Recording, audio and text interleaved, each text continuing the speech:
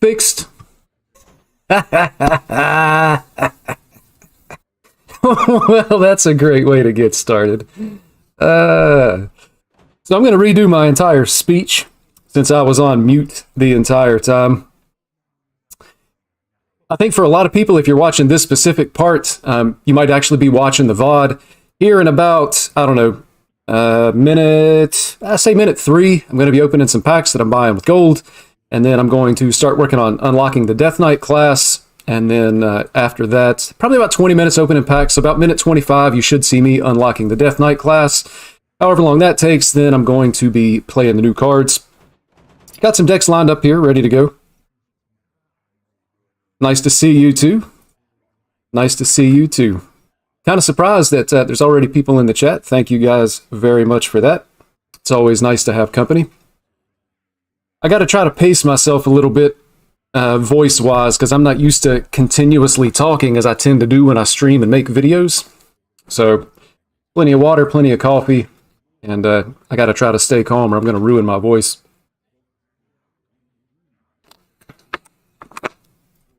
We clicked over to 1 o'clock, which means the expansion should be live here. Oh man, I hope I don't have to restart the client. Also, I'm missing my patented thunderstorm. The good old thunderstorm noise. Yeah, it does look like it's activated. Complete the Death Knight prologue. Looks like we're going to have 4 missions here, so I guess I'm going to keep to the plan. I'm just going to hit the shop and spend some gold. Also, check this out. Somehow, I totally screwed up when I was setting up Fireside Gatherings to be able to open up my my pre-order bundle. I think I ended up scheduling like 3 Fireside Gatherings, and apparently one of them I scheduled for the start of the expansion here. All kinds of technical difficulties. You know, when you get older, everything gets just a little bit harder. Also, where is the new standard packs? Signature Golden? I don't really want Signature Golden packs. What is this? Yeah, that's not what I want. It doesn't look like they have an option to be able to buy packs with gold. Come on, man. Tell me I'm not going crazy here. Let me know in the chat if you see it. The only thing that you can actually buy is...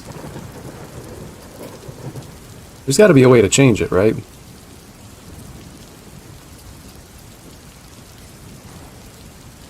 Restart? Ugh, you can't be serious.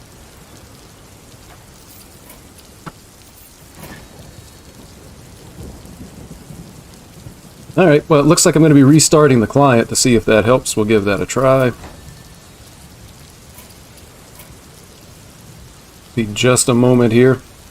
Gotta say, we're off to a lot of technical difficulties with the live stream here. Opened up with the mic being muted. Can't buy packs in the shop. Having to restart. Got a little bleed through on the green screen. This might actually be a typical experience when I live stream, now that I think about it. I'm not live very often. I think I noticed my last live stream was actually at the beginning of October, so it's been about 2 months. I'm a little bit rusty, but I'll get there. Destiny and the cards call to you. Loading screen looks great. Out the loading screen kind of looks like a 30 cards in one deck. Nice.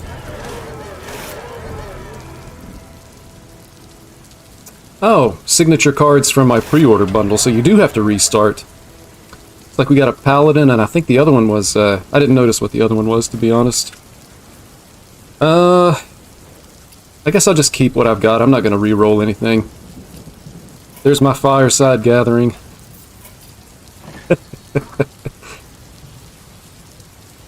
Oh wow, Diamond Lady Death Whisper. 2,500 runestones. I'm gonna have to take a pass on that. Alright, here we go. Normal packs. We're getting there. It only took the first 10 minutes of the stream. And I think I'm just gonna go for 100 packs. I had really good luck, I think, on my my Mega Bundle. So I'm only going to do 100, and that'll save me a couple thousand gold here. You guys are opening packs today, or maybe even right now. Good luck. I hope you get all the stuff that you want. This is unfortunately the boring part, having to open all the packs. I've already got, so I bought a mega bundle, which was the big one, and I think it was 80 packs and 5 golden packs, plus I had a couple of packs from watching, play Hearthstone events. Had a couple of packs from the last season finish, and I ended up with all the commons, all the rares. I had a total of 23 epics, and I think 10 legendaries, including 3 signature cards. So I'm really just looking for epics and legendaries at this point. Signature cards looked really weird to me. Take on signature cards and that you can't disenchant them. The signature cards for me that's Soul Breaker. I've opened so many of those Soul Breakers. That's by far my most opened card. Here's a legendary. The Warrior. The signature cards for me, I haven't seen them actually in the game on the game board, but when I opened them from the packs, I really didn't like the art. And I think that's been a major criticism from the community, is the art just doesn't look like it fits into Hearthstone. It's a nice pack. And I tend to agree with that, because Hearthstone to me has always been about bright, vibrant colors, and when I look at the signature cards, if I had to describe them to somebody else, I would say that they look like they're black and white cards. So they stand out in a bad way, in my opinion. But at the end of the day, I'm not a big card collector, other than I just like to have the cards. You know, I don't really do golden cards. I'm not interested in diamond cards, even though the art does look nice. But as long as I have the card that I can put it in a deck and play a game with it, overall I'm okay with it. But I know the art is important to a lot of people, and I'm not going to say it's unimportant to me. It's not the most important thing. I just want to be able to have the cards to be able to play the decks that I want to play. It looks like a dormant minion on the board. Yeah, that's... that's not good if it looks like a dormant minion. I think at some point, with too much different art, and having like animated art and things like that, at some point I think you run the risk of having so much that new players or people that play the game a little bit more casually may not know exactly what the card is. They may not recognize the card if it has too many different looks. So again, just for me, I think that's a negative. I kind of feel like having to open packs like this is a negative as well. This is kind of mind-numbing. I don't expect it would ever actually change though, because I think generally speaking, opening packs and opening loot boxes is addictive. If they added like a mass open button where you could just click the button and have everything added to your collection, I feel like that kind of reduces like how addictive it is, the dopamine or whatever it is that causes you to like that feeling of opening a pack. And at the end of the day, if you're running a business and you think that that's actually going to hurt your sales, like you're going to sell less packs because you've changed that experience, then you probably don't even want to experiment with it. Kind of one of those don't fix what ain't broke kind of things. Hopefully I got that saying right. I don't want to be like W, former U.S. president several years ago now, I guess, was well known for like misquoting old sayings.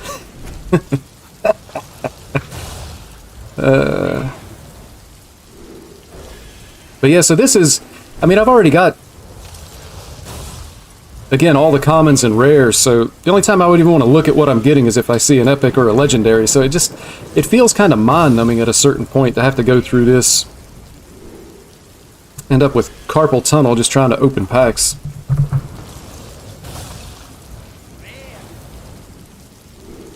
But we're going to get through it together.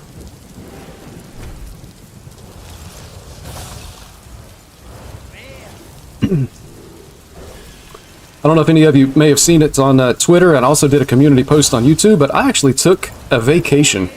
I had like 2 weeks of vacation time that I have to use before the end of 2022. And so I thought this would be a nice week to be able to take off and just enjoy the new expansion. So I plan on playing a lot. There's going to be a lot of content on YouTube. Probably be some additional live streams over the course of the next few days. Of course, I'm going to be making some videos and whatnot.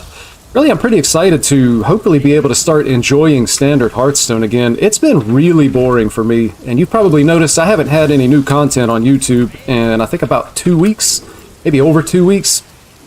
Just can't do it, man. The stupid Renathal decks, 40 health, and didn't really enjoy playing against the rogue decks and things like that. It was a real struggle to play. Like, I just hit Legend this month, I think about an hour or two ago. Why don't you use the spacebar to open packs? I could, but in my experience, it's actually faster. So this one's with the spacebar. I'm holding the spacebar right now, and this feels slower to me. Oh, we got a golden invincible. That feels slower to me. Since we got a golden legendary, I'm going to try the spacebar again here. But this feels slower than if I just go through and click. And for me, at this point, it's just about speed. I'm just trying to get through this as quickly as I can. And that's another interesting thing that I felt about this expansion. You know, I'm excited about the new class. I think everybody is. I'm excited about the new cards. But when the expansion goes live, man, I feel like we're high rolling again. It's like the third legendary in, what, a little over 40 packs? Like, so my time, 1 o'clock, is when the expansion went live. At 1 o'clock, I wanted to be jumping in and playing on the ladder. That's what I want to play, is the standard ladder. But I'm going to spend like 20 minutes opening packs. Well, let's be realistic, though. We spend 5 minutes on technical difficulties and, you know, streamer figuring out that he's a doofus. But then we spend 15 to 20 minutes opening packs, and then I'm going to spend, what, 20, maybe 30 minutes to unlock Death Knight? I really don't know how long it takes. So again, I'm not really doing what I want to be able to do because I have to do all this other stuff. So I really wish that we would have been able to... And I saw this suggestion on Twitter. There's another legendary. Oh, this card right here, my understanding is there's a bug with this right now. Blizzard is actually looking into it. They're saying that if you have that Death Knight weapon in your opening hand and mulligan it away, that the effect may not actually work. So I saw that on Twitter, and they were saying that there was going to be a hotfix to try to fix that. But going back to what I was saying, you know, you can do a fireside gathering to be able to open a pre-purchase bundle if you buy one. And I saw the suggestion that people who are buying packs with gold should also be able to open those packs at a fireside gathering before the expansion starts. And I like that idea because that, you know, includes pretty much everybody. I think almost everybody is probably going to be buying at least some number of packs with gold today. You know, even if it's only 1 or 5 or 10. But allowing the gold bought packs to be opened on the fireside gathering just feels like a good idea. And then when they introduce a new class, also part of that should be able to play through the prologue to be able to open up the new class. Again, just my opinion. 3 standard's been boring. Only deck keeping me here is Miracle Rogue. Yeah, I feel you on that one. And I've kind of gotten tired of Miracle Rogue too, to be honest. I really hope that Rogue has other options for a win condition besides Graveyards and Necro Lord Draka. I'd like to be able to do something just different with that class to be able to try to win games.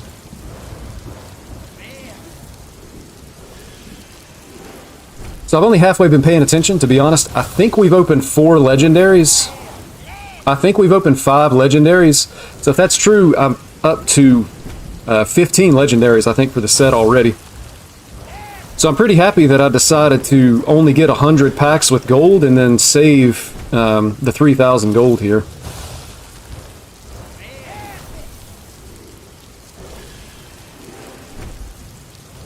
I really feel like, you know, I kind of wondered, I saw on Twitter, like, people were posting results of the pack openings, and the people that I saw, it felt like they were getting more legendaries than what you would usually expect, to the point that it made me wonder if there was like a bug or they had changed the rates on opening packs to include more epics and more legendaries. I don't know if that's true or not.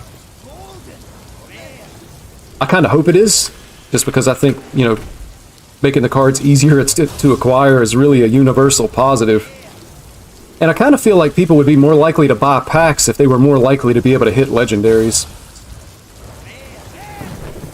Ideally, I would like to see at some point you just pay a flat price for the expansion. Like instead of the RNG on pack openings, if you could just buy the entire set, say for like $50, just like you would an expansion for, I don't know, World of Warcraft or, you know, whatever else has expansions. But again, it all goes back to Blizzard has to be able to make their money. So I'm not sure that would ever happen. But I feel like if you gave it a flat price, I feel like more people would buy it. And you maybe break even or even come out ahead. I don't know. All goes back to the concept of price elasticity. I think the rates have been changed since signature cards are a thing. That actually makes a lot of sense. Makes a lot of sense. Oh, nice. Astalor should be a really good card. It's almost, to me, it almost feels like what Denathrius should have been. You know, you do potentially get that big payoff of damage on the final version of Astalor, just like you do with Denathrius, but it's not a damage that scales forever with the infuse. You know, there's a limit to how much you can do with it.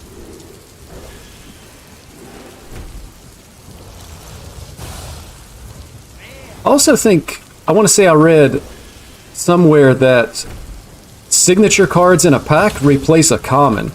So if you open a pack that has a signature card in it, you should still have at least one rare or higher quality card. So if that's true, maybe it does actually make it a little bit easier to get legendaries.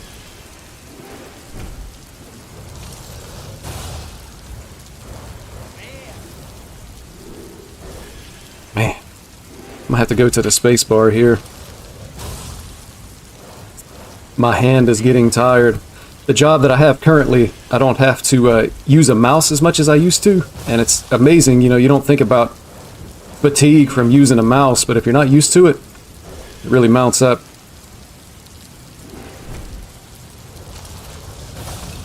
I could carry stuff all day long, but using a mouse actually makes my hand tired. Hearthstone Mathematics made a good video on pack openings. I have to keep that in mind. It's interesting just to know.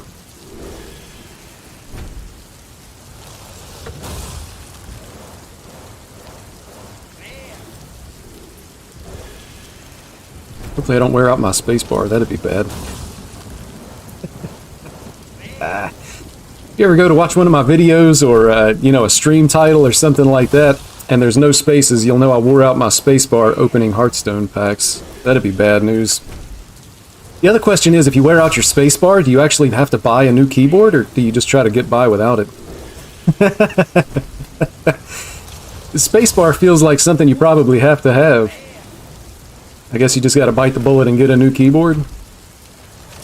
I was gonna say, maybe if it was like the Z key, then you don't necessarily have to replace your keyboard right away. But if you're prone to mistakes, then you're probably using Control-Z quite a bit. Ooh, excited to see that card. I'm excited about Arcane Mage. I think that card's gonna be pretty good, too. Oh, it looks like one of my friends just opened the same thing, if I noticed right.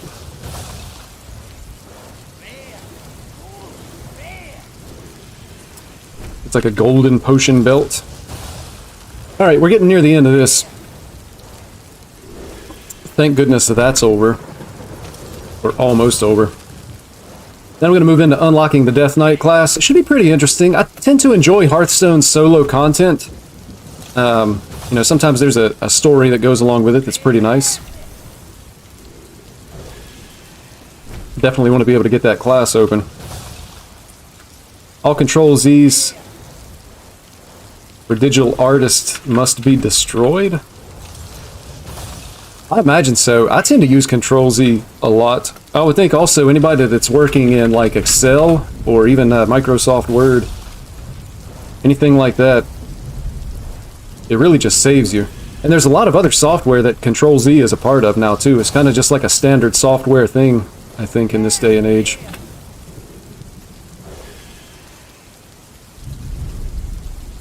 Alright, that's going to be it for packs for now.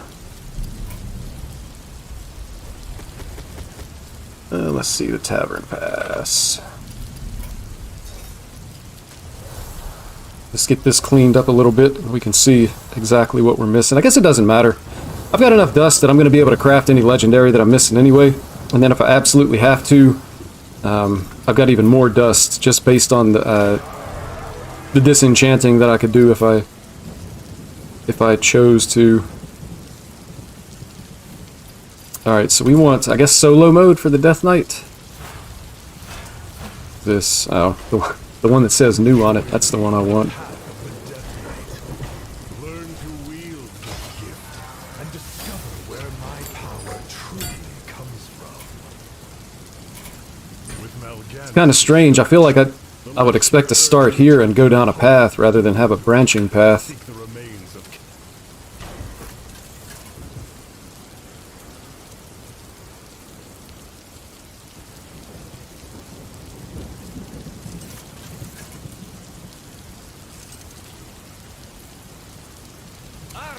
And just ignore this deck over here. This is from my deck tracker, but obviously that's not the deck that we're going to be playing. This is a shaman deck that's in my deck tracker. Mal'Ganis.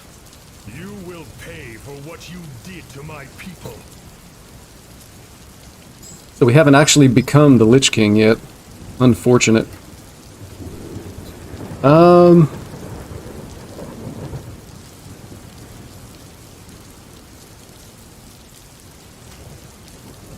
guess I'm just going to keep these. Typically these really aren't all that difficult, and you can almost just do whatever you want to do to be able to complete them. So if I fail, I'm going to be like giga sad. Just going to go ahead and hit the board here. Remains of the fallen. So it looks like Mal'Ganis has the Death Knight stuff. The Dark Lord told me you'd come. Huh. Nothing will prevent me from having my revenge, demon.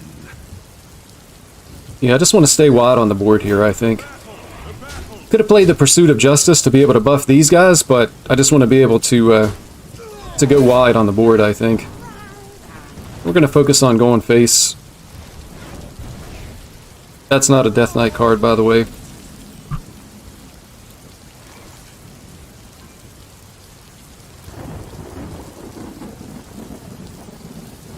We're just going to continue to stay as wide as we can and continue to go face. Let's see, playing the story now as well. Legendary portraits don't look that bad now that you're playing with them. How do you feel about them? I haven't seen the legendary portraits just yet.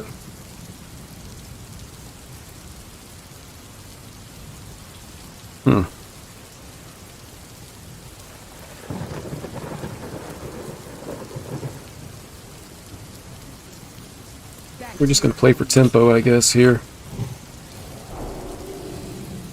See, you go face for sure. That's unfortunate. This is just going to die. Yeah, I'm playing too fast. I probably should have traded here, and then protected this. It doesn't even matter what I do at this point. That was a misplay. But yeah, I haven't actually seen the actual legendary portraits yet. Here and here. Yeah. Unfortunate. I'm paying the penalty now for being a bit distracted. Oh wow. Wasn't expecting that. That's pretty cool.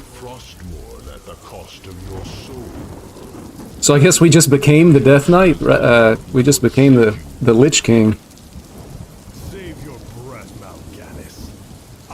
5/5. I think in the actual game, Frostmourn's only a 5/3, so I guess that's where that screenshot came from.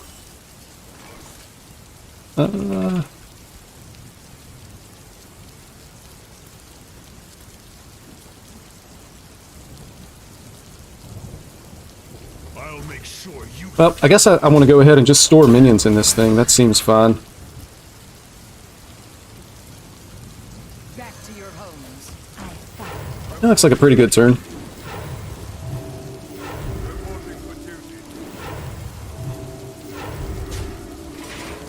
I need to go ahead and play this soon, too. It's kind of like a priority, I guess.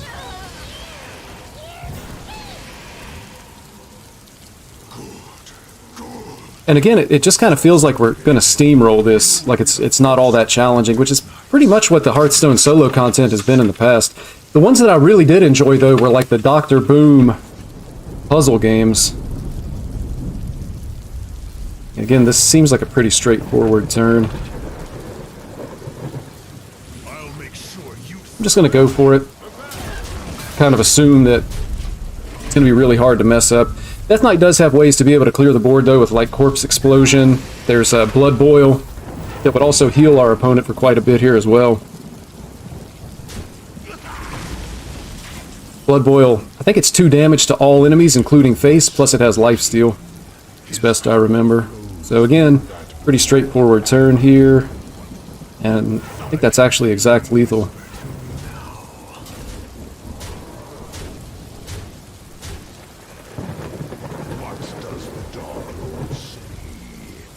Unless there's a phase 2, or Mal'Ganis just doesn't die. Not sure how closely they...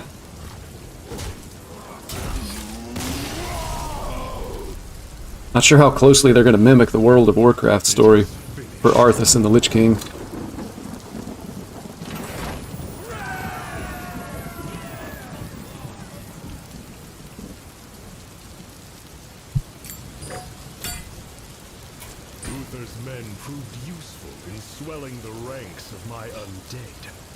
Confront Uther.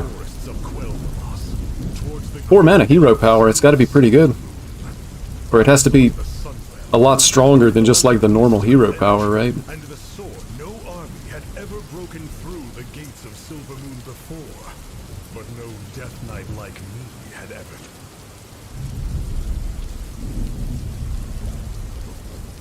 4 mana, equip a 3/4. Is that good? It's a lot of durability for a weapon.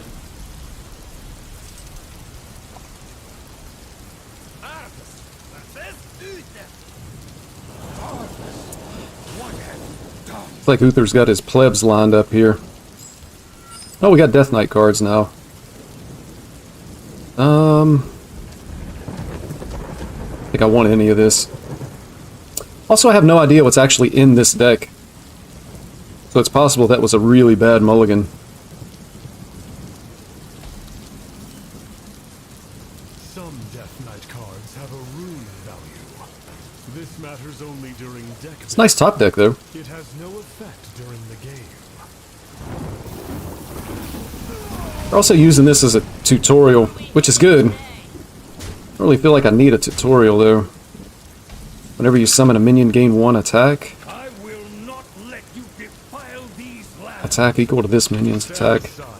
And I'll make sure you This needs to die. I could hero power, or I could just take the trade. Hero power kind of seems like a waste. It dies at the end of the turn anyway, so even if you go face, you lose your 1/1, and it really just generates a corpse.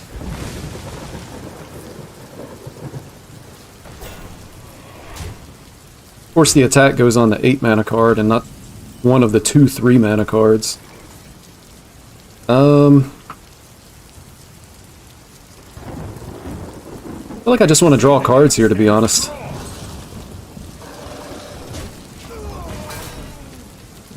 stop this madness.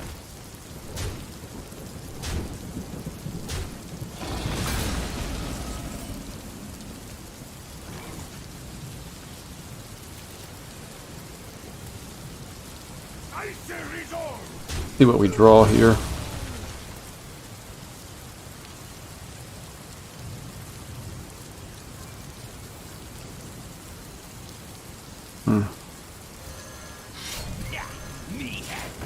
I'm going to swing into this 2/6 just because I want to be able to remove it next turn.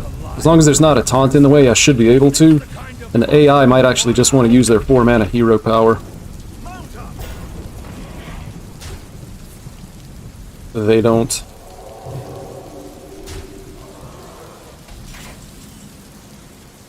This dark magic will lead the world to ruin. plus health instead of mana. We're actually getting low on health. I have to take the 5 here. It's unfortunate.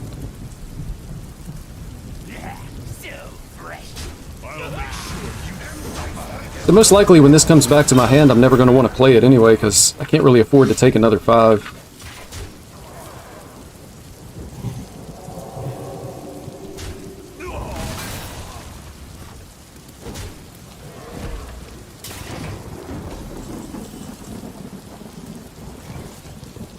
Alright, well that's good at least. And we picked up some lifesteal, so just going to go ahead and do it. And then with the extra life that we have, I'm just going to go ahead and get this guy down. So nice top decks there against the AI. We'll take it. Once we get to turn 8, we'll be able to totally clear the board. Actually, here's the Blood Boil card I was talking about.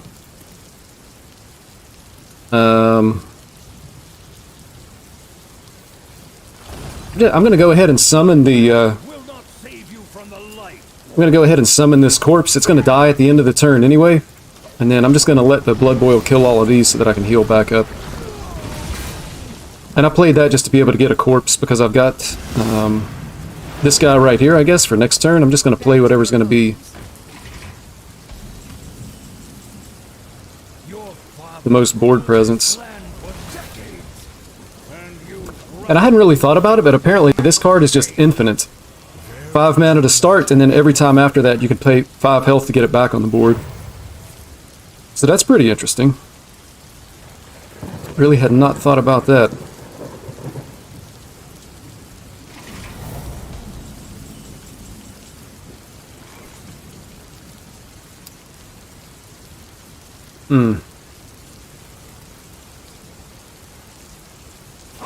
Going to trade the 1/1 and get this guy in play. Everything else is going face.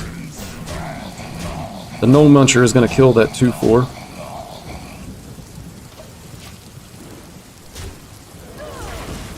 Also, an interesting thing to keep in mind is that this will actually hit face if it's the lowest health enemy.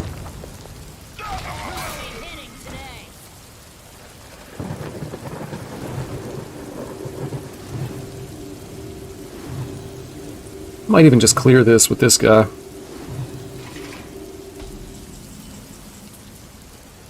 Destroy all other minions.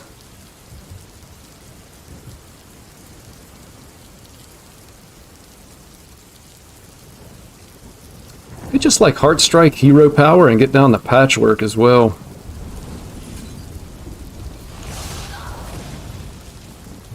Which I think I like a little bit better. We'll do that. He goes face, of course. We'll get the patchwork down. We might as well go ahead and get our 3/5 down as well. Looks like no minions in hand. So they've got 2 spells.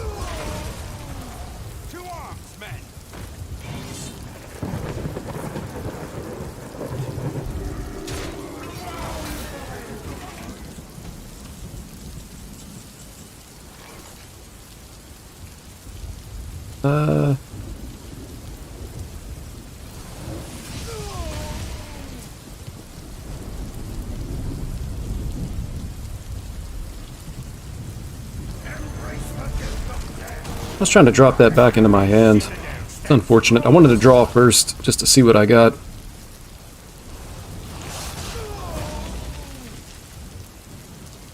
just going to go ahead and remove that guy, and then that way the Gnome Muncher will actually punch face twice. Sets our opponent to 5. Likely we just kill him next turn.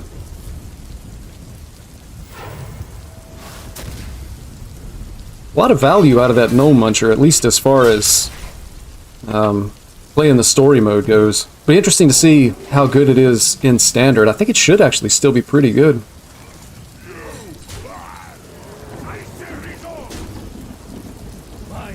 Alright, so that's stage 2 done. I think there's only 2 more. That puts us about halfway through. We may never know, Uther. I intend to live forever. I really wish we could have done this before today. Expansion's been out 33 minutes, and I still haven't been able to Still haven't been able to play standard yet, which is what I really want to be doing. Unfortunate.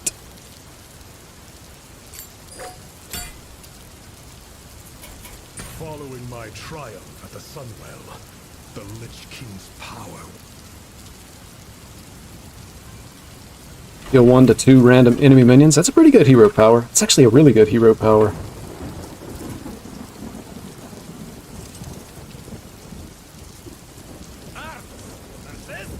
Oh, here's the first animated hero portrait. Wondrous eternal quest. On the bright side, everyone else is also doing the story. I was this close, man. I mean, this close to saying, I just want to play Advise you to turn back. the other classes first, and then I'll unlock the Death Knight, you know, like later today or tomorrow.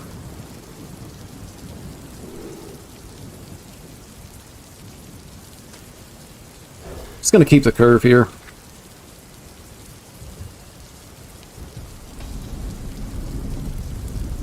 It might have been hard to find a game, though, if you started playing while everybody else was unlocking Death Knight. 5-minute queue, because there's nobody to queue into. Death Rattle summon the inner gate of Quel'Tha Loss. Do I need to kill this thing first?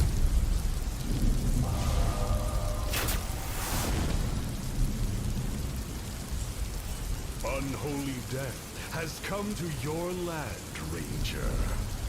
Do your worst. Spend a corpse. The elf gate is protected by our most powerful. We're gonna spend our 1 corpse. I'm really not sure how good this card actually is. It looks really good in this situation where you generate a corpse on turn 1 and play it turn 2. Outside of that, I'm not sure that I would really want to play that card. It just looks really clean. Also, this has rush, so it lets us kill the outer gate first, the elf gate.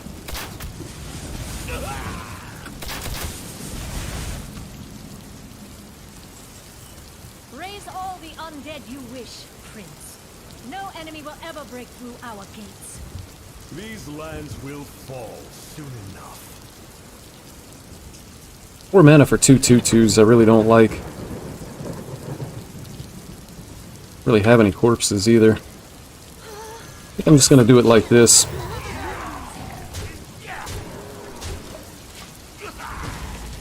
Gets us up to 2 corpses.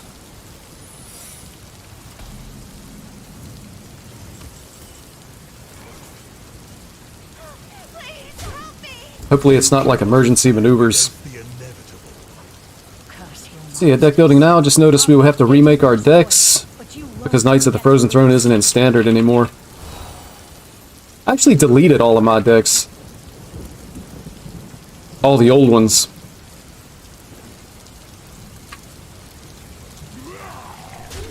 So we're doing this.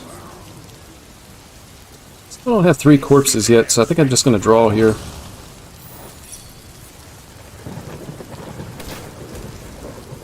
Snipe lets us draw an additional card.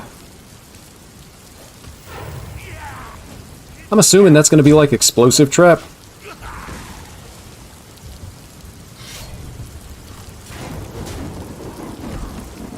We'll still be able to kill this. defend the city. Show Death Rattle deal 20. strength of Quel'Tha Loss. Seems pretty good. More Oh, man. This Man. is beginning to vex me greatly.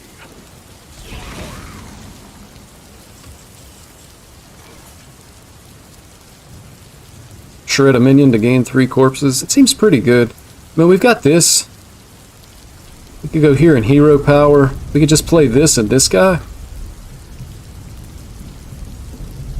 So that would be 4 power. This would be 6 power. It's going to do the play that puts the most stuff on the board. We've got corpses for next turn. We can play these. Make these attacks as well.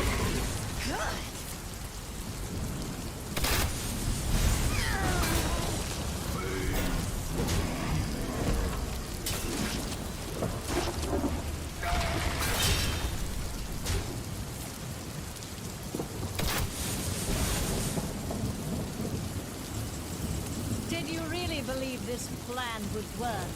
Death Knight. 2/2s with rush. Grown tired of these delays. Could clear these two and this guy. Have nothing left on the board.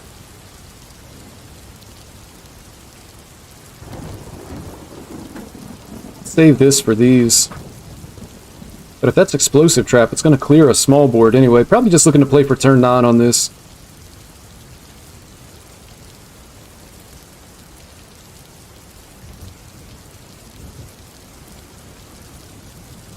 It seems fine.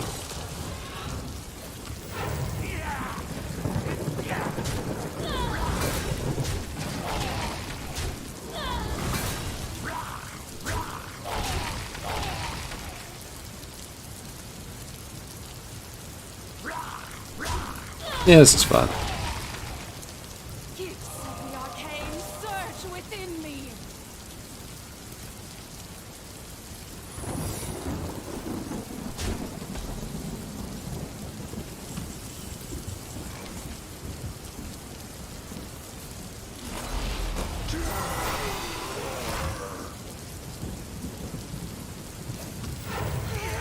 This can't be good.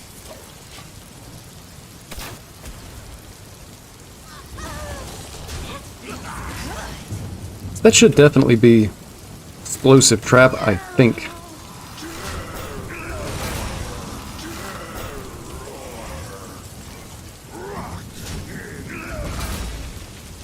I'm pretty sure this is just a no-brainer to play this thing. My warriors. Now we make our final advance. Although now that I think about it, maybe I should have swung face just to get rid of that secret. I wonder if the secret would still activate with the hero immune.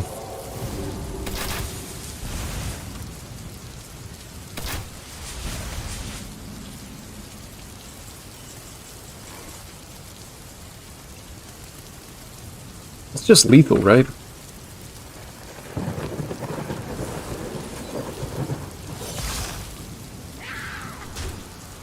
I salute your bravery, elf. But this battle is over.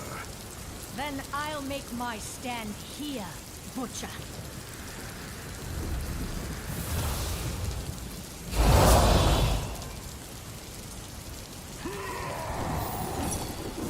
Yeah, explosive.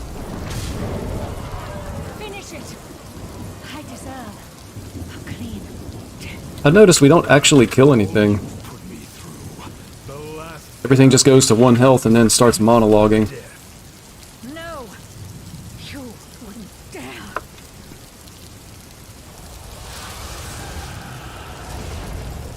I guess that's just like the World of Warcraft story. It seems like nobody ever actually dies in World of Warcraft either.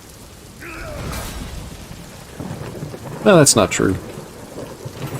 But there's a lot of cases where they don't, right? Where they come back in some form.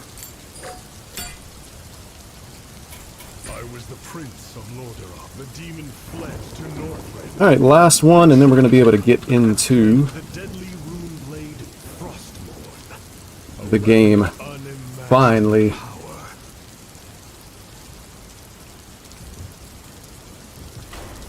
While it's loading up, I'm going to run to the restroom. I will be right back. The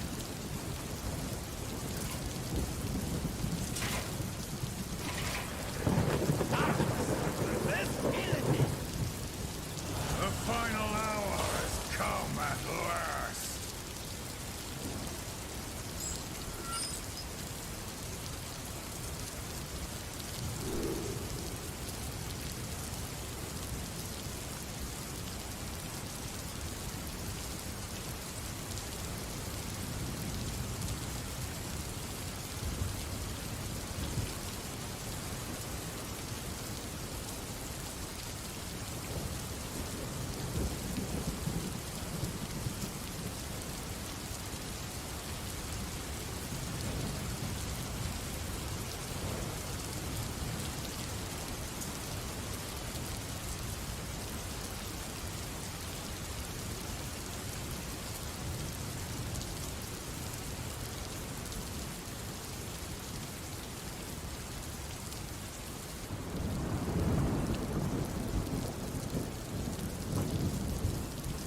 Oh, we're Frost now.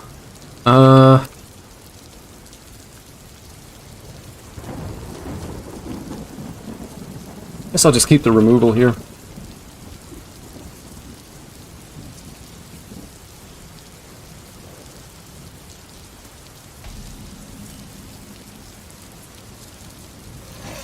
Nice, we top deck the turn 1 play.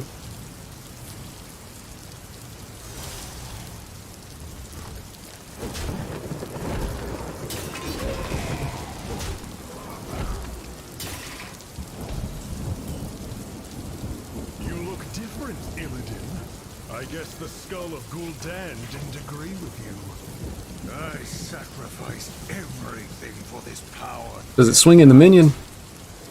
I became a monster to hunt monsters like you. I like that card. I think this card's going to end up being really good. This one and the Unholy one, Blightfang, should end up being really good.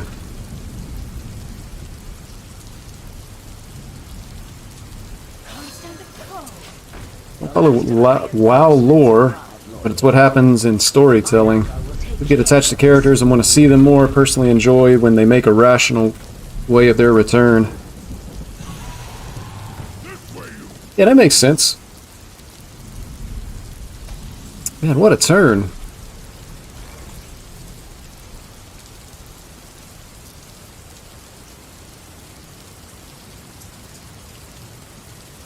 Deal 1 to all others. So we got Frost Strike Hero Power. This probably needs to die, right? The only way that I can actually kill it is if I Frost Strike, so I'm going Frost Strike Hero Power. That doesn't seem all that good. Maybe I just don't worry about this.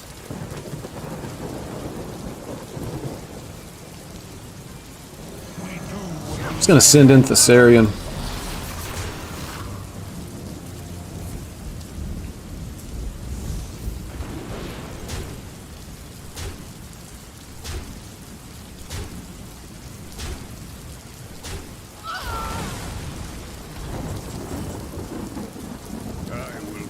So, Remorseless Winter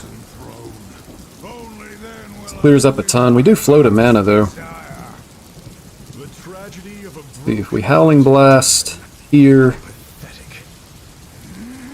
remove those, still leave these, and then I can Frost Strike.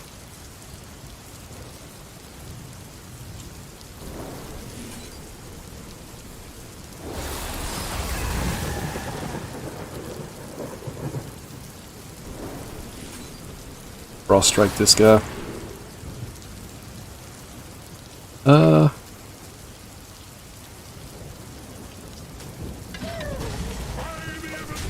Not bad.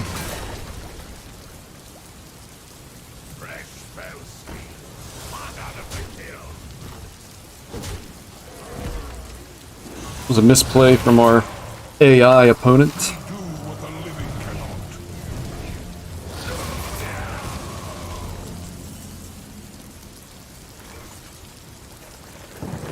I think we just get the 5/6 in play.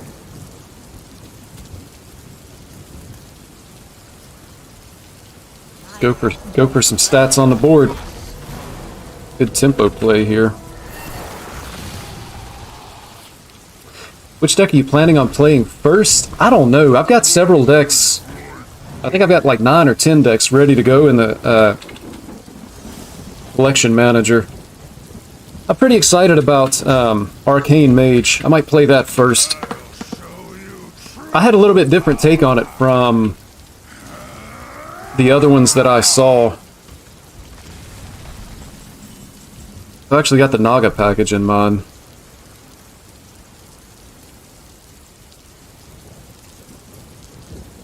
Did I ever just shoot him in the face with this?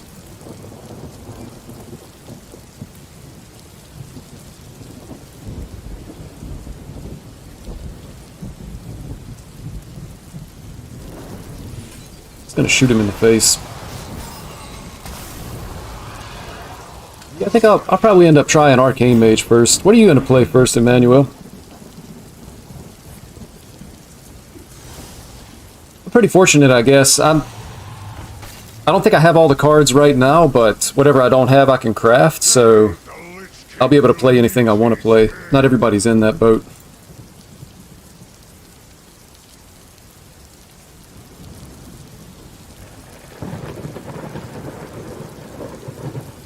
Deal random damage.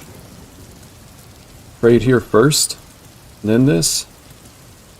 Probably defrost first. We'll draw cards first, but this is likely to play. Cast a spell. Okay. Yeah, we'll do it like this.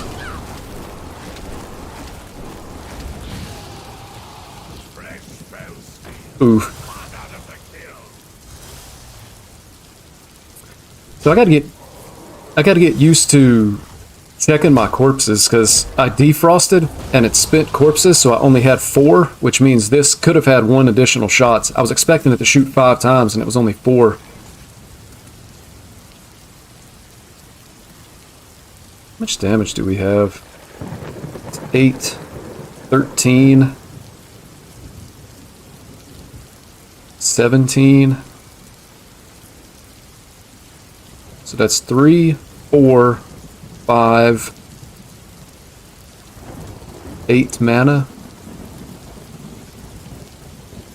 Lethal. At least it better be. I'm not counting it more than once.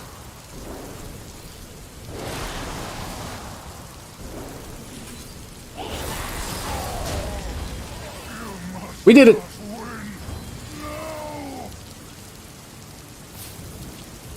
Thinking warrior only because you got Asvedin the Grand Shield. See if you can make a controlly disruption warrior.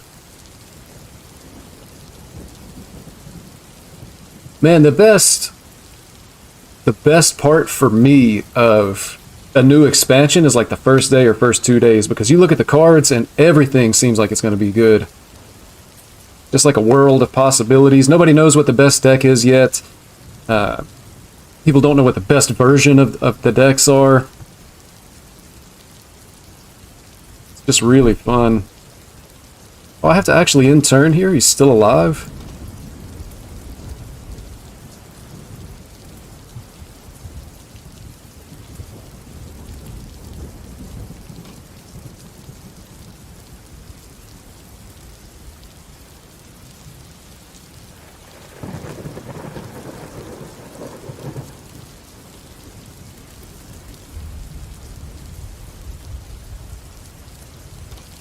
What in the world is going on?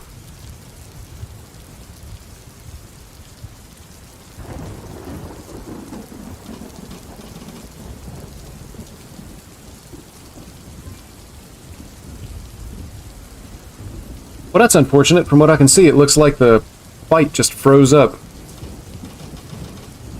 Can't end turn and nothing's happening.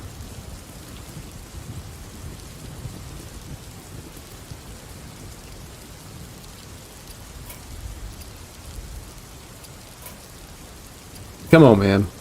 You're killing me.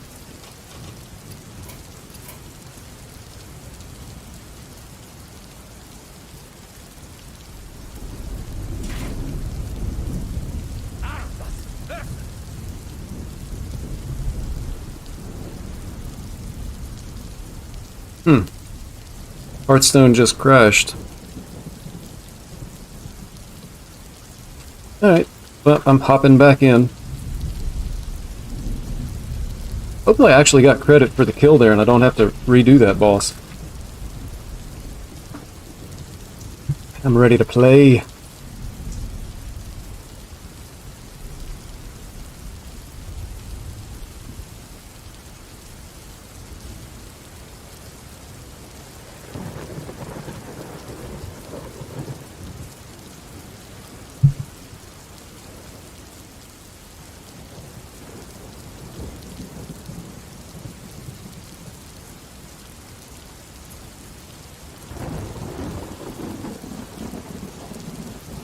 Man, I hope I can get back in. Wouldn't that be something?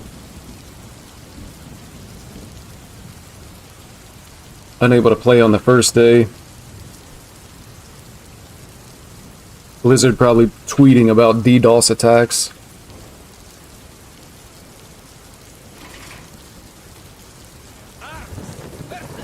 Oh, The final hour has come at last.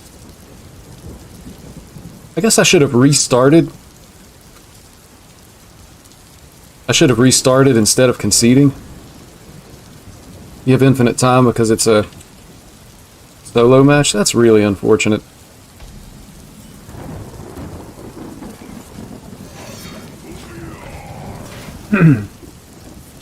It looks like we're doing it again. Unfortunate. Wonder if the cards are going to draw in the same order as well. You look different, Illidan. I guess the skull It feels like they are.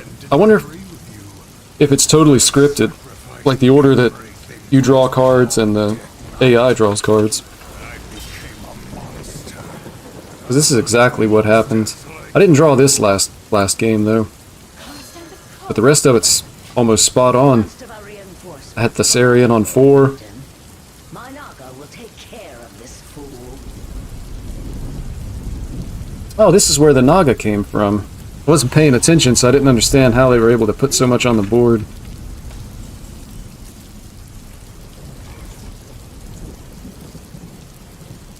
Yeah, this is almost exactly like last game. I guess the outcome worked, so...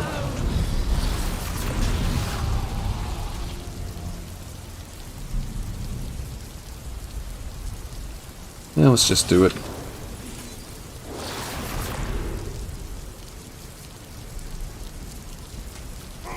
Take another Howling Blast. The Discover wasn't the same, though.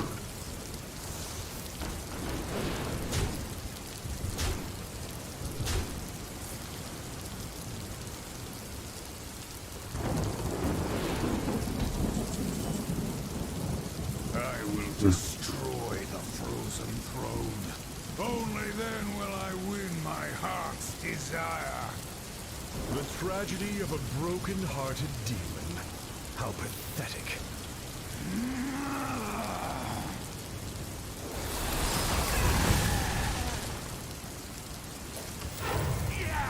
Shatter their bones!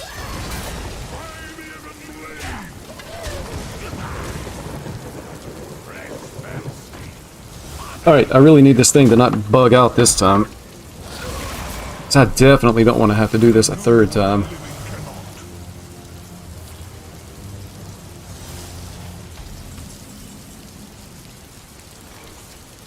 My frost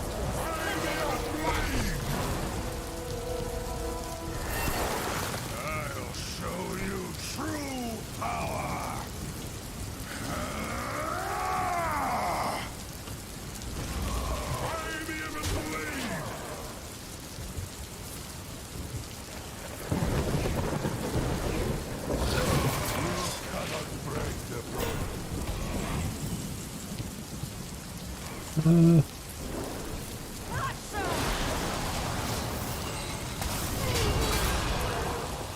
So we're getting there, just not in the same way as we did last round.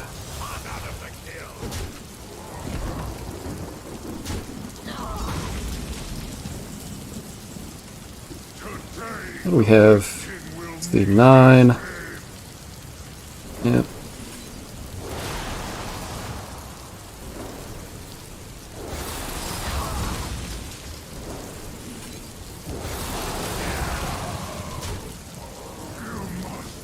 Don't bug out. Don't bug out. At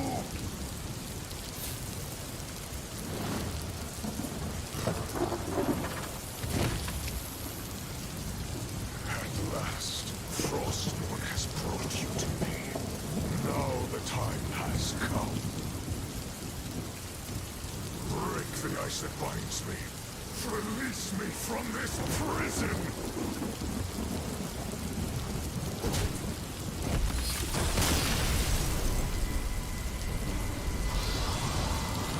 Nice.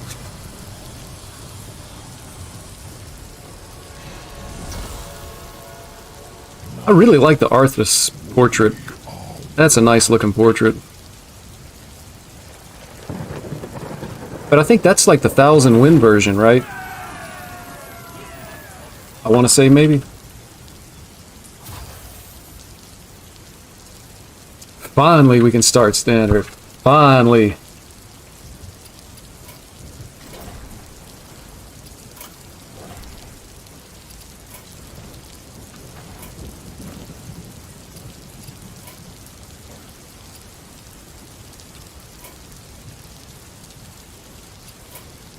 Alright, let me clean up a couple of details here.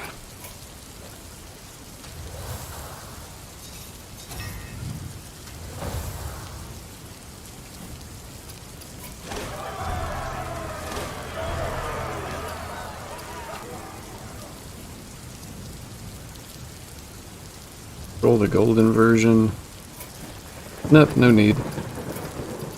My fireside gathering is still active. That's unfortunate. And let's see what we got here.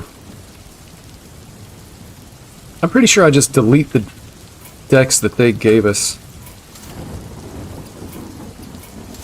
It's never the Blizzard deck.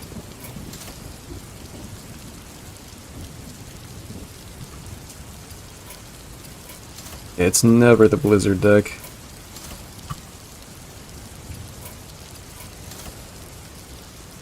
Alright.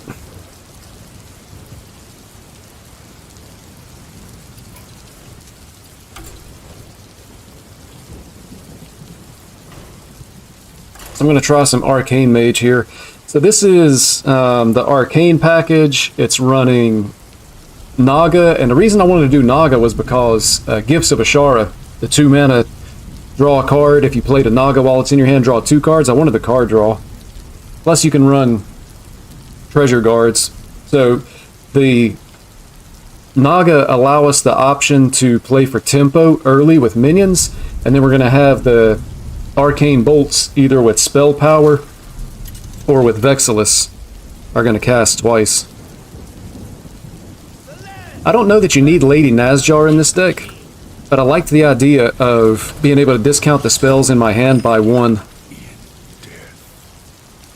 possibilities are endless. I'm going to get rid of all this. This guy's playing Death Knight. Who knows which version? If he's playing Blood, then that would probably mean Denathrius and Renathal. Please not on minute 1.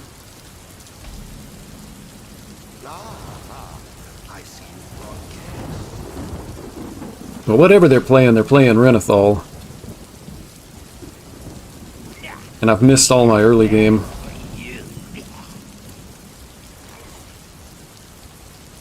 I've missed all of my early game. I'm going to set up the kill here for Siphon Mana because I don't have anything to do on turn 3. They're playing at least Double Frost.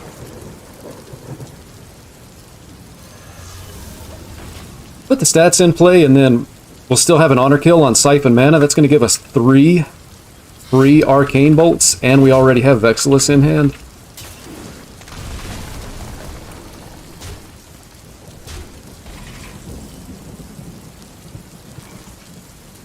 And again, I just want stats in play.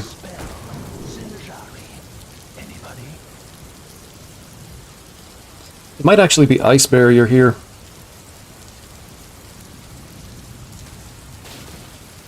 So next turn we can go Ice Barrier and Siphon Mana. Or we could play Second School Teacher.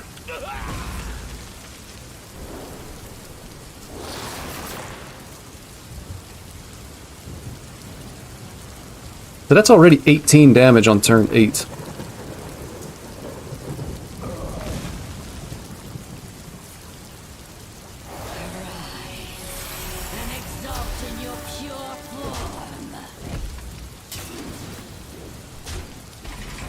I think I need to go ahead and kill this just because I don't want him to draw additional frost spells and be able to copy those as well. So I'm going to go ping. I'm going to Siphon Mana. And I'm just going to go ahead and get this little guy down. This puts our secret up. I want to hold on to the Arcane Bolts.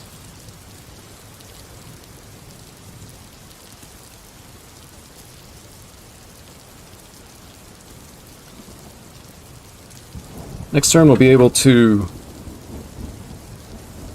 Potentially draw and discover. We also have the Naga in hand to be able to play the school teacher. We feel like we need something.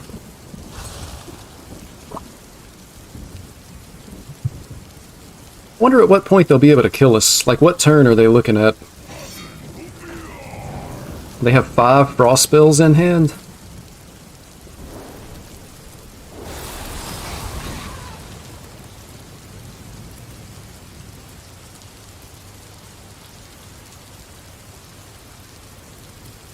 We're probably reasonably close to being dead here. Definitely have to remove the 6-2. We also haven't made any progress on their health. There's the Siphon mana. Let's draw cards first, so we can potentially reduce cost of additional spells.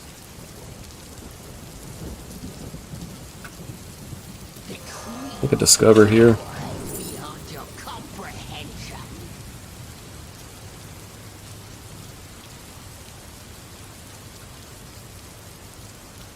Is it ever counterspell? They're gonna kill us just with spell damage to the face.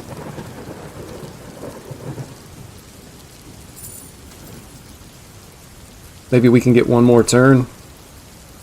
My blood boils for war.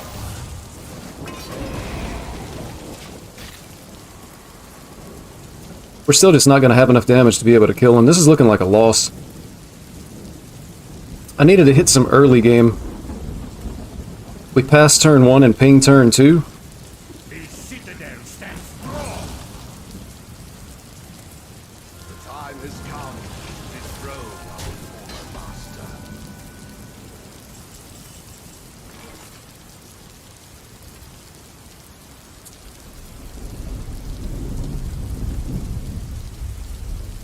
Might have to actually make some trades here. Beyond your comprehension. And mana. I mean, First Flame lets us clear some of this stuff on the board.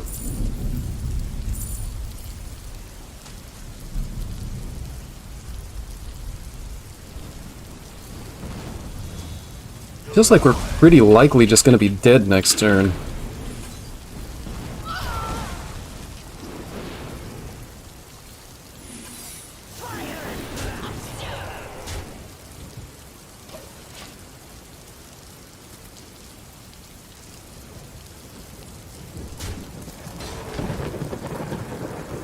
Maybe they don't play around counterspell? How much do we have? This deals... That's 24 from hand. Plus the Slither Spear. If we don't die, this could actually be really close. Especially if our Slither Spear survives.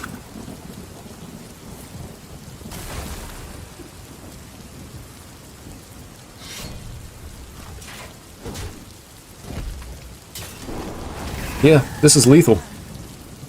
We did it!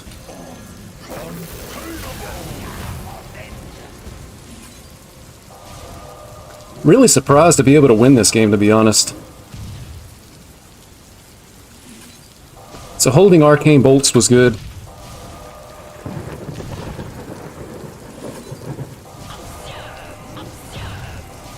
We are the superior combo deck.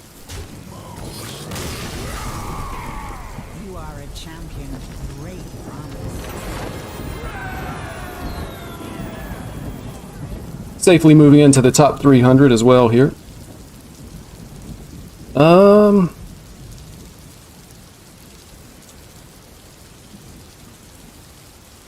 Question is, are we doing it again? Let's move on down the line. We'll check out Weapon Hunter here. 1-0 with the Arcane Mage.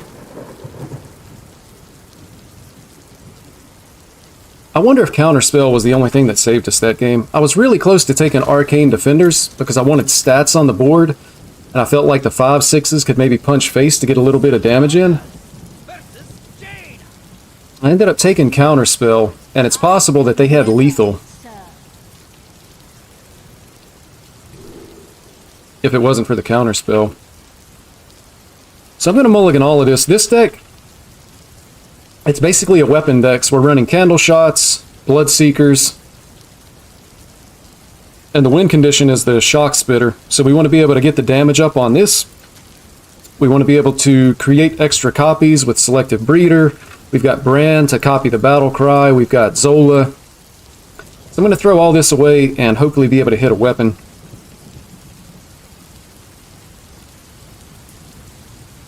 We actually get 2 weapons here, so it's going to be Candle Shot turn 1, and we're just going to attack. We want to start building up the damage on our Shock Spitter. So we swing. And we're up against a 30-card gamer this time, just like we ourselves.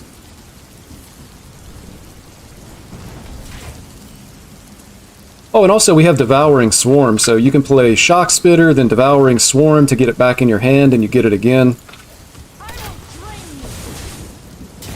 So we're just going to work on our opponent's health total here. The way they're playing, it looks like they're probably like an Arcane combo deck, similar to what I just played. I'm assuming it's a different list, though. I saw lots of theory crafts online of Arcane Mage, and they were all...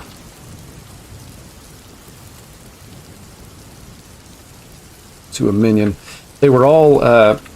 none of them had the Naga package.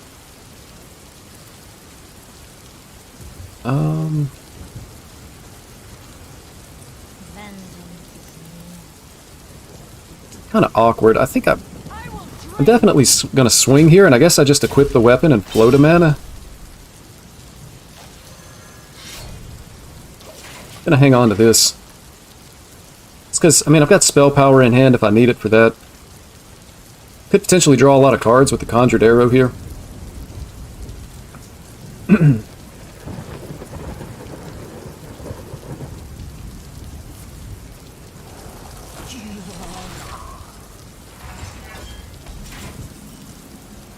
They're actually going to allow us to buff our weapon as we swing. If there's 6.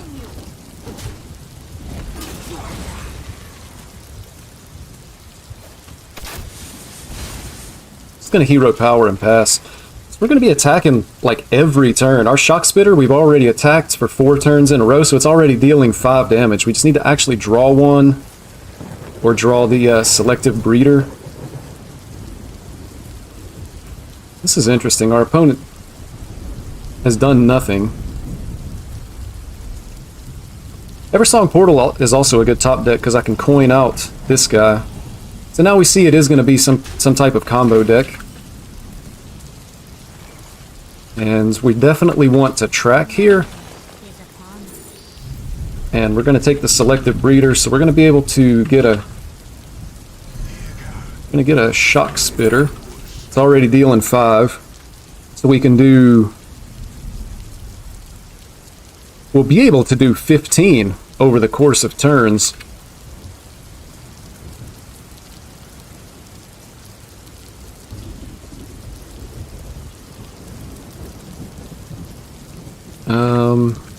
Go face. I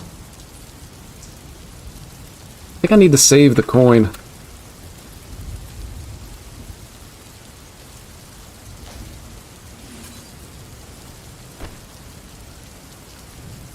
That draws cards next turn, though. But we have another one.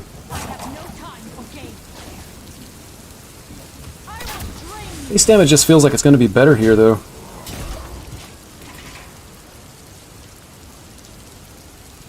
I think we have 18 next turn.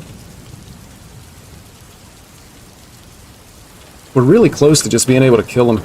Not sure how much time we have left, though. They're also playing an Arcane Mage, and we're only at 23 health. But they haven't played Awen. Still 17 cards in the deck.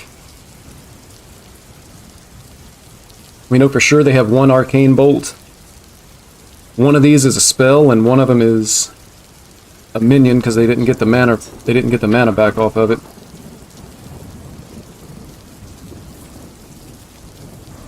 Don't really care about that.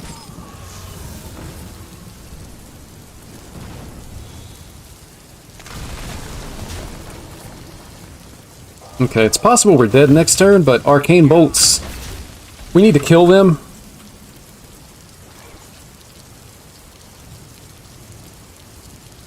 Pretty quickly here. Arcane Bolt won't get the damage upgrade until turn 8. So we need to survive for one more turn. We can just draw 2 here. We're trying to set up the kill. We also need them to have minions on the board to be able to kill them, though. Because we're kind of counting on the Devouring Swarm to be able to get this back. We go boom, Devouring Swarm. We get the Zola down, and then we can shoot this. I will drain you. Oh wait, I forgot this is still going up. So 2, 5, 6, 7. We can only use it twice this turn, though. We're going to do that. We're going to Devouring Swarm on this. I have no time for games. I'm an idiot. I thought that was a 2-1.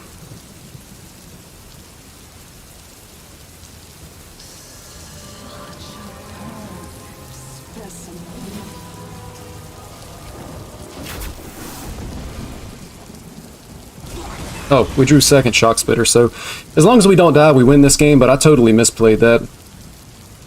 We've got 14 just from these 2 cards.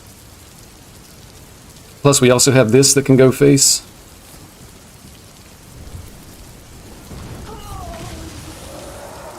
Solid alibi. So I think we're just dead then.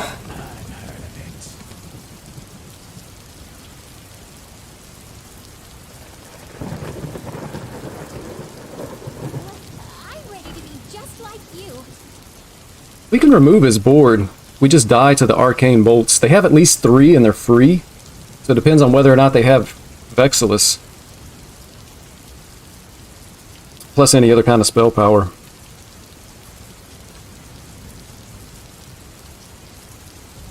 So we can go these 2 and this. Time runs out on me. I forgot about the solid alibi. It's a shame that's in the game. Like, we should win here, but we're not allowed to play Hearthstone this turn because of solid alibi.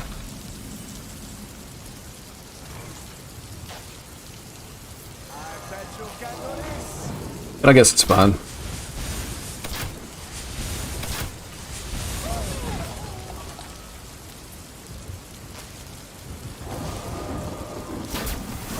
Alright, so we'll find out if we're dead or not. We need to not die. We also need our opponent to not have second solid alibi.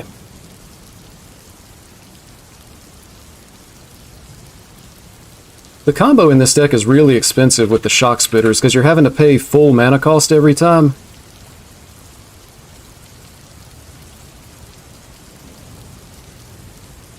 I had the one misplayed turn, but it didn't really affect anything. And there's the second solid alibi.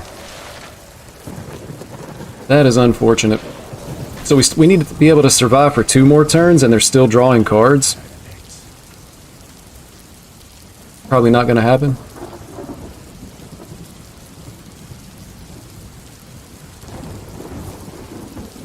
They have to have Vexillus, though. If they don't have Vexillus, I guess they could have Awen for the spell power. Immune while attacking. I spy with my little eyes. Alright, let's find out if we're still alive. I'm assuming we're dead. We have to be dead. They only have 8 cards left in the deck. We know they have 3 Arcane Bolts. Yeah, here it comes. I guess I won't concede. We'll just let them have their fun. First day of the expansion.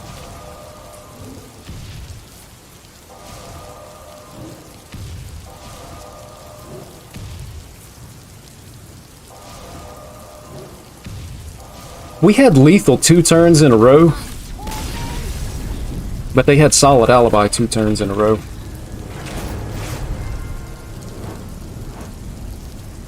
Unfortunate. We're going to try it again, though. That should have been a win with this deck.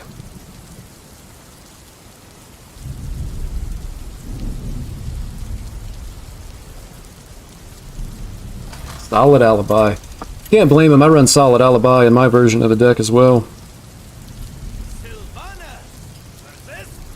We got another DK gamer. I will crush your defiance as I So for the mulligan, I definitely want a weapon. Never, sir. Do you full mulligan for the weapon? I mean, if I keep this, I can get a shock spitter in hand, an extra one. It feels like finding a weapon is just more important, though. Like, we have time later on to draw the shock spitters. We don't need them in our hand on turn 3. We need weapons.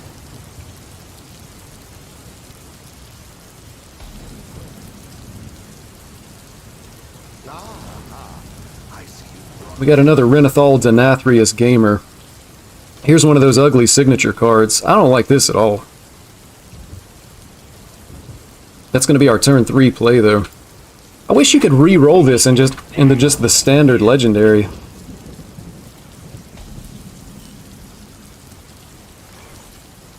We're going to play for tempo here. It only gives arcane damage to just this one spell, but it doesn't matter. We want the stats on the board.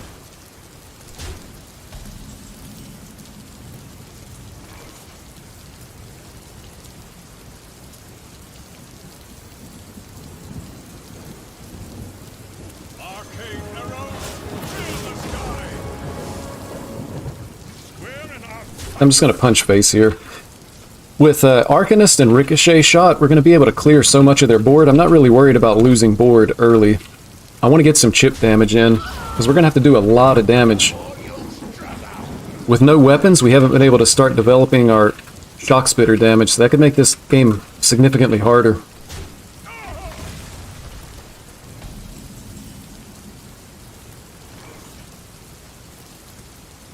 Here's a breeder, but that's not what we need. What we need is... I don't think we have to worry about clearing the board here either. I guess we get a shock spitter in hand. And we're just going to push the damage face. This deck is definitely, if you don't draw weapons to be able to start developing this damage, you're probably just going to lose.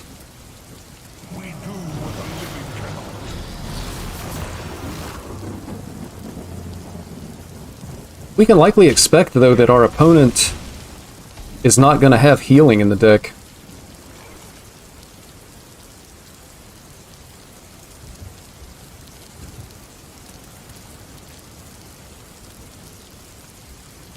It's really unfortunate.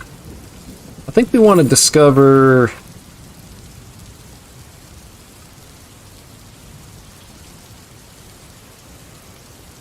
I mean, we just take this because we need the card draw, right?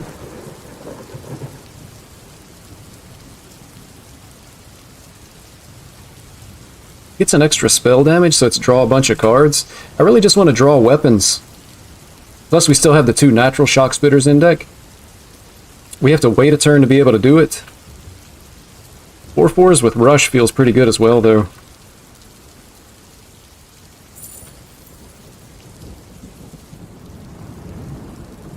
Drawing 4 is just so good. Have no time for games. We can do this.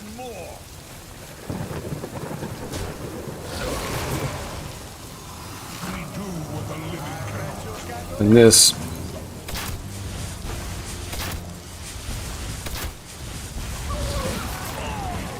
So we cleared the board. Next turn we're going to be drawing at least 4. The citadel stands strong. And then we'll be able to equip a weapon and start swinging to buff our shock spitter. It's going to be an additional discovered shock spitter. We don't overdraw, so we're going to remove the Renathal. Bloodseeker probably the preferred weapon here. But we'll take the candle shot. For sure.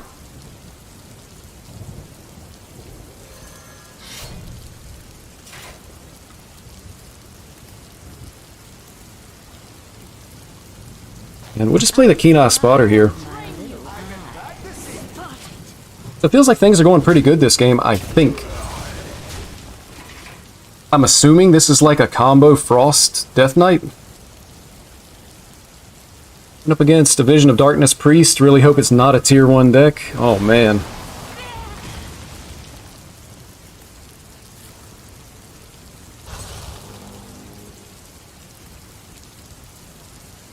What was it just the, like, the random cards?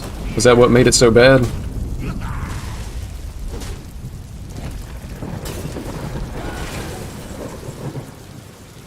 Devouring Swarm.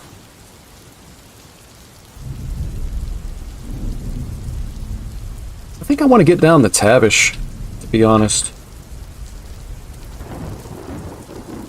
Nah, we're probably not dead.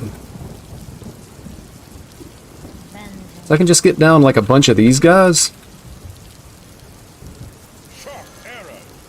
I don't think we need the Tavish yet. And this is just a lot of stats on board. One of the, I mean, just deal 2? It's not good, right? Now we just hold on to it. One of the kind of the personal rules that I have for playing Hearthstone is when in doubt, if you can't figure out which play is the best, just make the play that puts the most stats on the board. They were able to remove him, but if they didn't, it's just insane.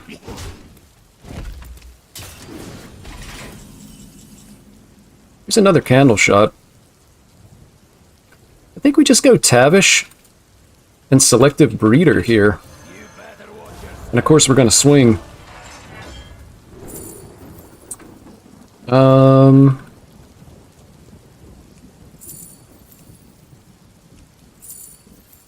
None of these are good. Gosh. I guess we'll take the snakes.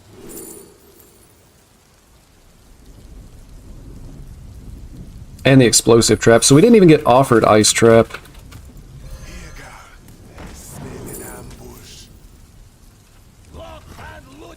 Make sure we swing here. We've got another weapon for next turn.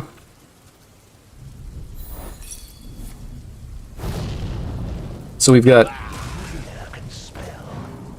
15 from Shock Spitters. No, wait, we've got 20 from Shock Spitters.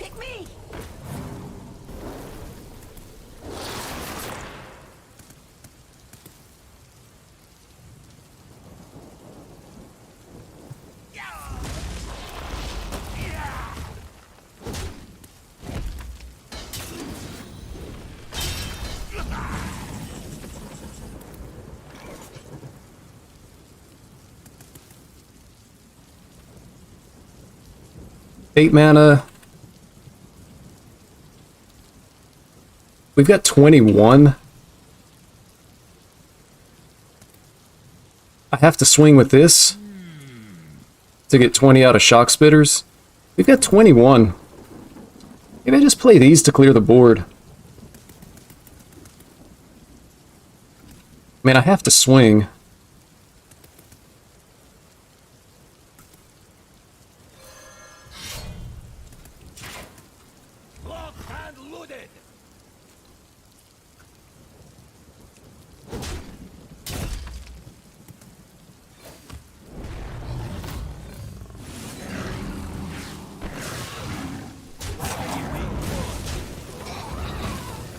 So the only problem with this line is we need our opponent to have minions on the board, because I'd like to be able to play both Shock Spitters and then have the Devouring Swarm bring him back into hand so I could play 4 in a single turn.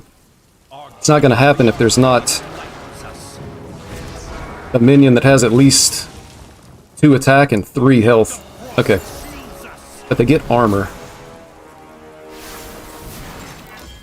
They're at 26.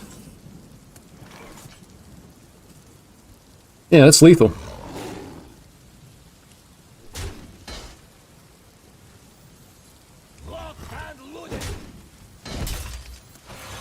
Deal 6.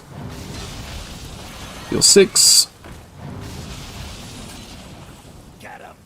Oh no, wait, we only get 1 back because this guy attacks too. But we have the second Devouring Swarm.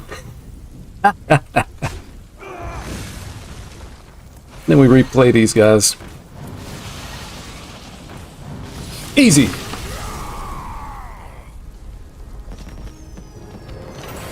I knew we were good at the game.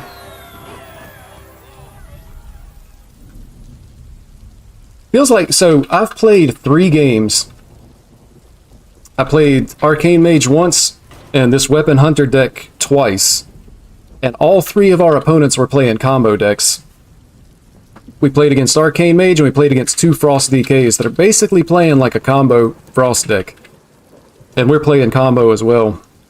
So at least in the early going, it feels like combo is back. Alright, let's switch things up. We're going to play some aggro Egg Paladin.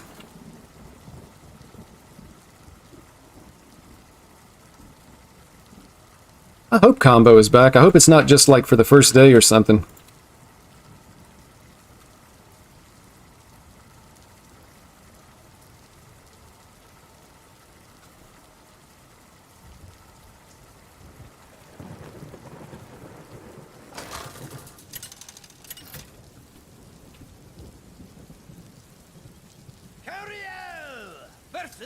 Versus a Warlock.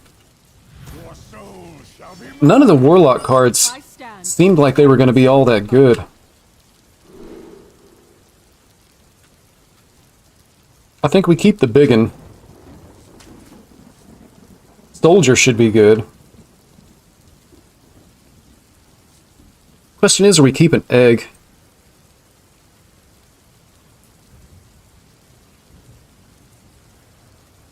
I think I'm going to keep the Egg, but if we don't get a way to activate it early, it's a bad keep. I don't like having 2 of these in hand either. It's only infused 3, but it's still feels like it's going to be hard to infuse.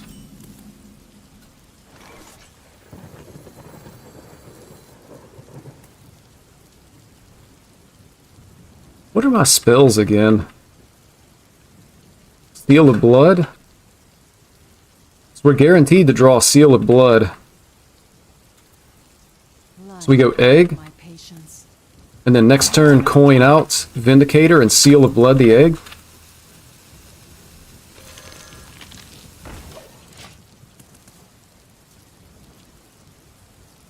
Could have just played Sanguine Soldier, but that was a nice top deck, and it's actually Rogue. So somebody's still playing 40 card, Renathal, Denathrius Rogue. Maybe they don't have new cards yet. Sad. Oh wow. We just saved the coin? I think we just saved the coin here. So if this dies, we get the 3/3 out of it. And then we can even buff it with him. Well, that's not good.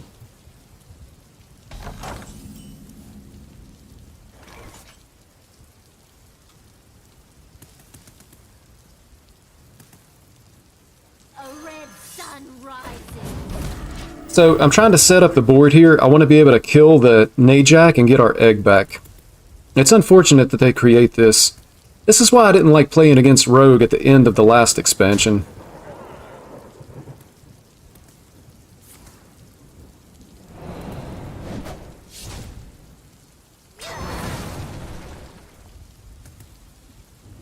He's going to trade for the 1/1.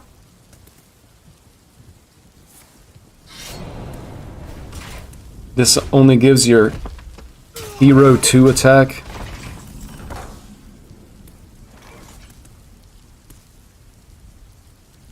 The light dims, but we fight.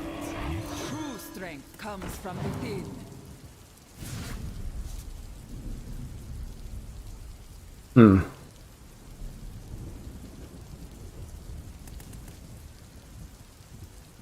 Almost want to put this back to 3/3 so that it doesn't die. What does he do? Bonk, bonk, trade there.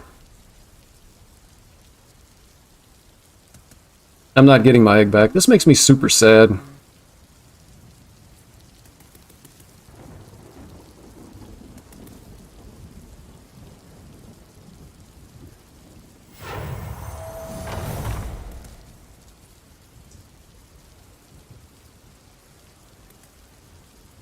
Pass turn. Man, that's sad. Our start was so good if it wasn't for this randomly created Najak Hexen.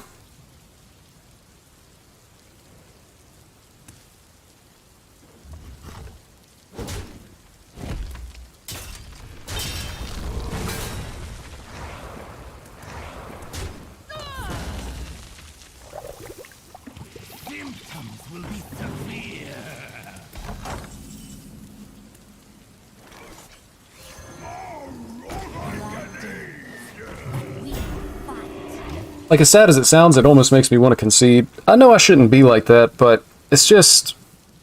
I really didn't like playing against Rogue. Like, you're having to play around secrets of every different class. They get all this randomly generated stuff.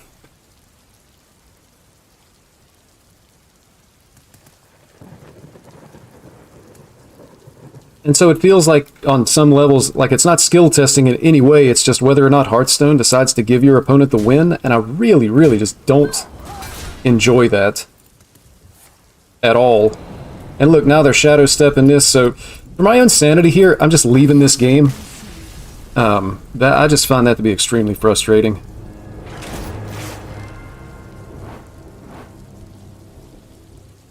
If I was playing one of the combo decks, it's not that bad, but just the fact that I'm playing like a board-based aggro deck. I feel you, random card generation feels bad. I don't mind certain amounts of random card generation. Like, usually Discover is pretty good. But when we're playing a beatdown deck and they discover something that totally swings tempo in their favor on turn 2, it's not good. Seal of Blood is holy. I'm going to keep this whole hand, so the plan is I'm going to draw the Seal of Blood, and I'll be able to buff the egg, which will also hatch the egg. It's a nice draw.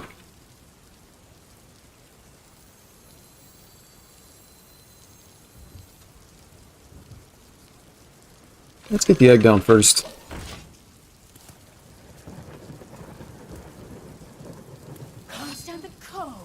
So this is a 30 health.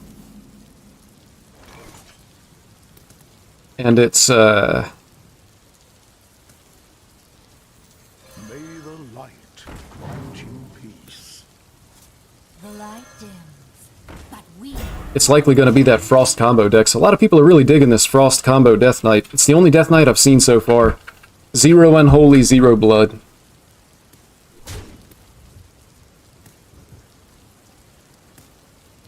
Could also try to be a little bit greedy with the Seal of Blood. On turn 4, I've got the coin and then these two to get 2 buffs.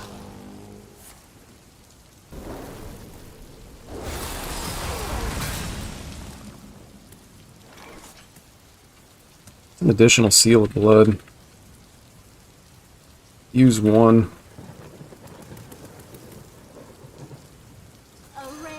Yeah, I'm going to play this just a little bit greedy with the Seal of Blood here.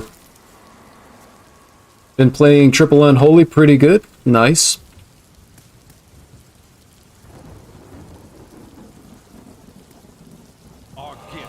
Is that a 30 card deck or a 40 card deck, Emmanuel?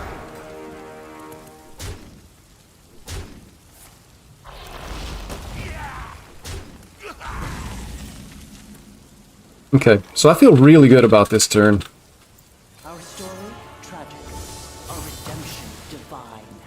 Cast it again on another friendly minion. Get the egg.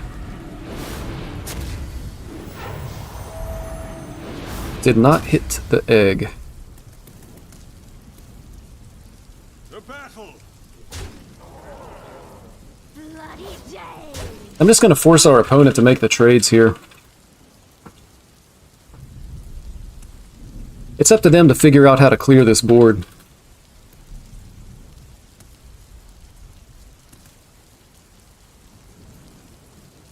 And if the Light Blade survives, we've got an additional Seal of Blood.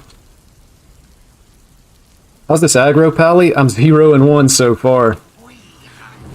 Mostly because of the Rogue.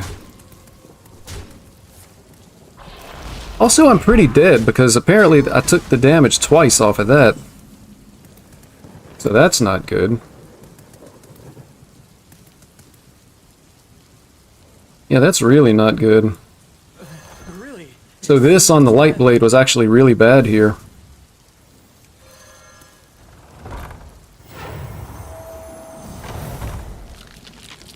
So I gotta make these trades. I guess I have to kill the spell power guy as well.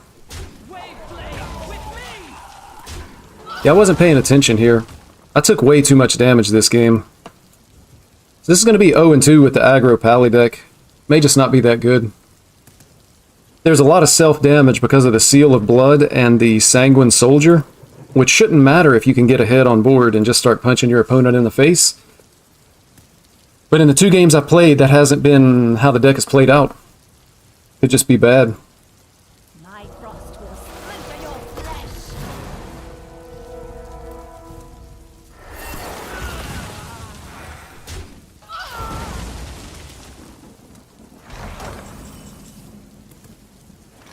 Yeah, we're pretty much just dead here. Your win. I can see. So the Paladin, not very good. Well, I can't really say it's not good, it just hasn't worked 2 games in a row.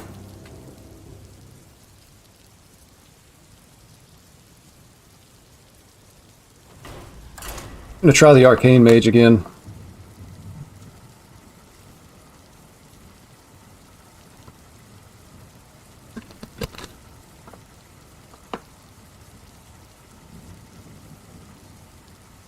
It's just a lot of self-damage in that deck.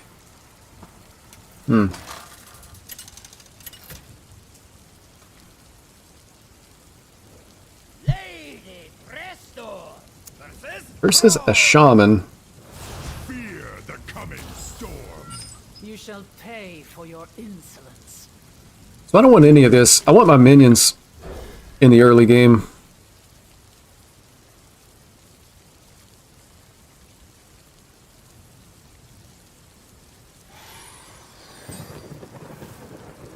Schooling. Interesting. Arcane Bolt. I think I want to hold it. So what am I doing? Coin this, I'll get a Discover and to draw cards next turn. The Queen's power is beyond your comprehension. It's like all worthless. Not totally worthless, but pretty worthless.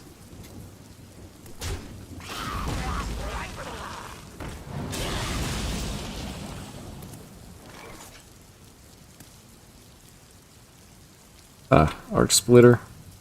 I think I actually just need to kill this thing.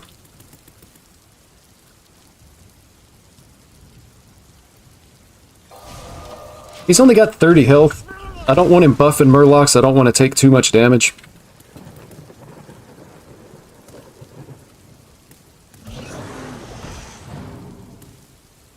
Like, I should have more than enough damage to be able to finish our opponent. You only really need 3 Arcane Bolts. I'll get 2 off of this guy. There's still another one in the deck. Plus we have, like, Runed Orb and Siphon Mana. So I think we're going to have plenty of damage.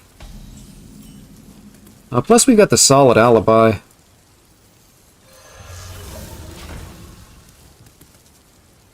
To be able to buy us a turn.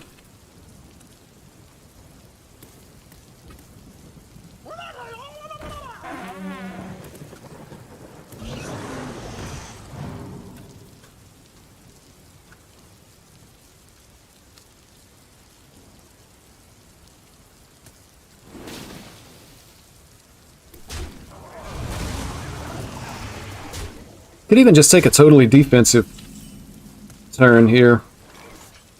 And go Thalnos, and then remove these 2 guys.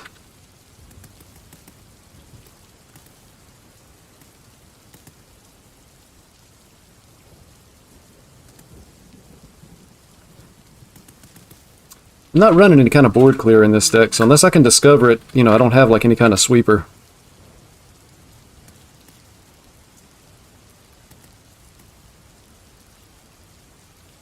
Yeah, I feel like I need to thin this out.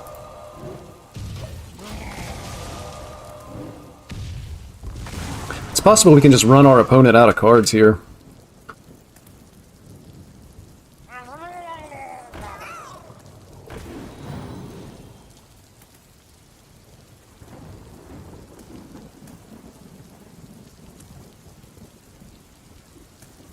Just worried about the Cold Light Seer being able to buff all of this and then not being able to remove it. Seems like that'd be pretty bad. We have both solid alibis in hand.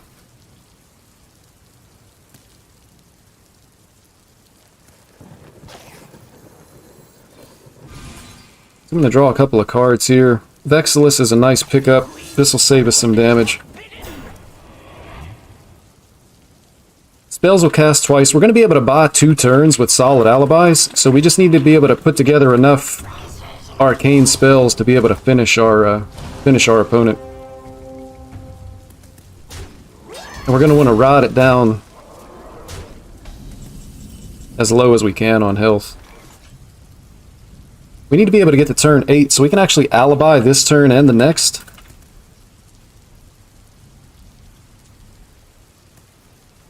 So we can definitely just draw cards here.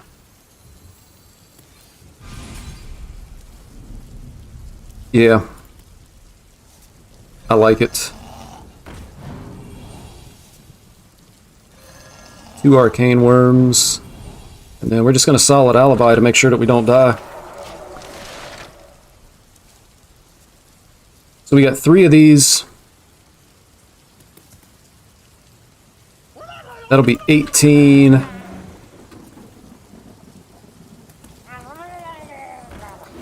Actually, we might run short on damage here.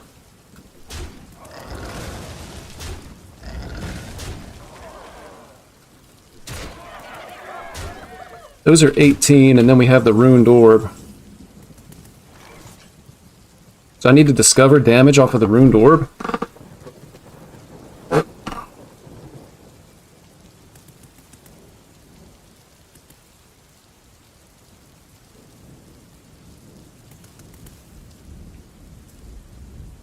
Is unfortunate. But I have to, right? Either damage or some other kind of freeze effect.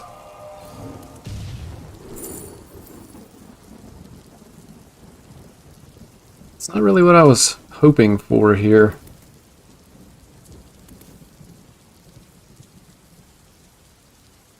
At all.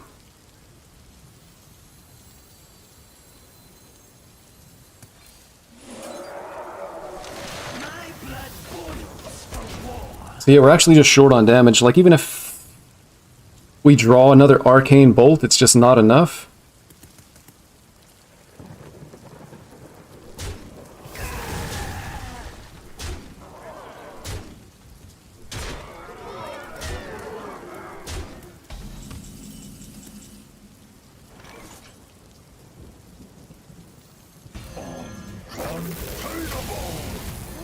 I'm ready to be just like you. It's just not enough. Unfortunate.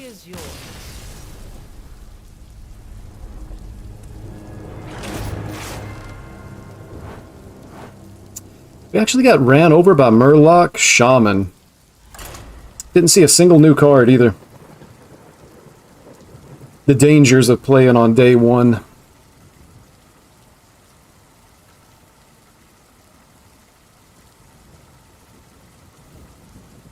I guess not everybody's playing the new cards. Or maybe they're just trying to take advantage of people that are experimenting.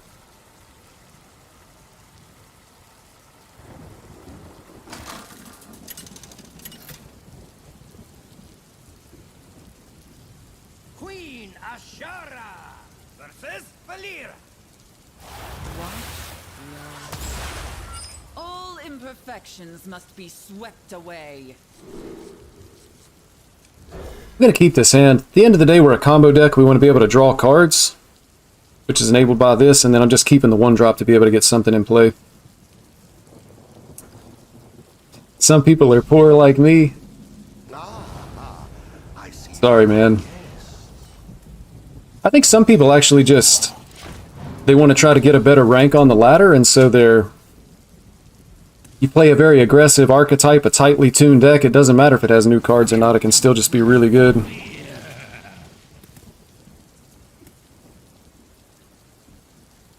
Somebody else playing this Renathal random rogue with potions now. I don't even care about the potions. It's the, is that good enough to siphon? I think it is. It's a lot of discount.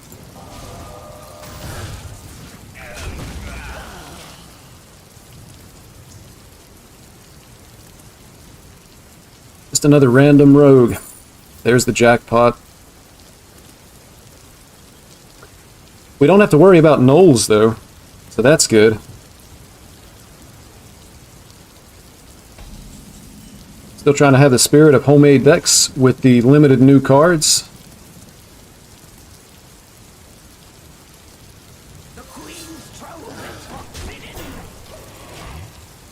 Yeah, new cards are always good, even if you don't get very many. Sometimes they can slot in really well to existing decks, especially with this expansion, the last one before the next year rotates in the spring.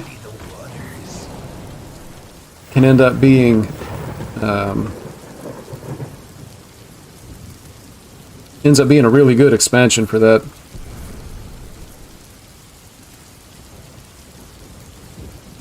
I'm assuming he's going to be throwing potions at us. Because he's going to have 2 combined potions.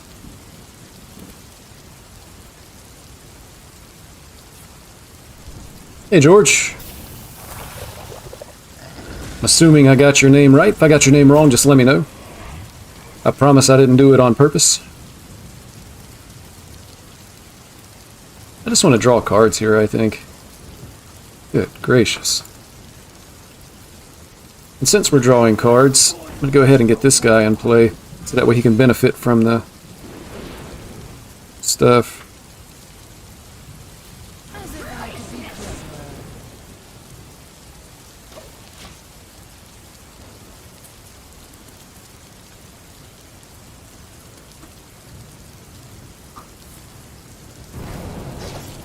I don't understand why he's not playing the combined potions, though.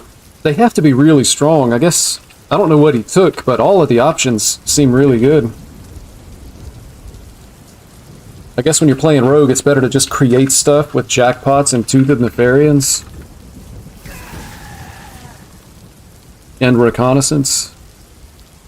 Man, this deck is frustrating to play against. I was really hoping it would just be gone. People are still playing it, though. That's an insane top deck. As long as he can't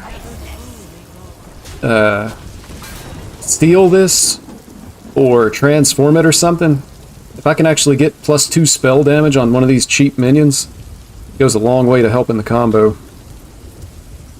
A really long way.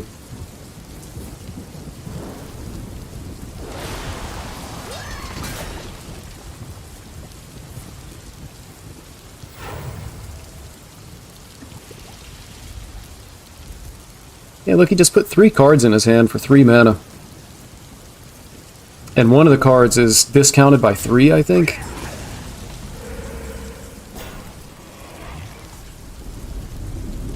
Okay.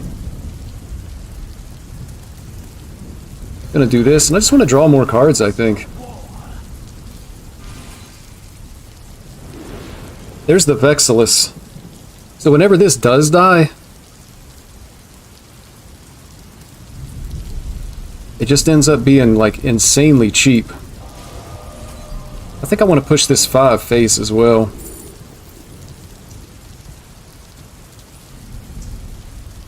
Maybe Flurry just to buy time.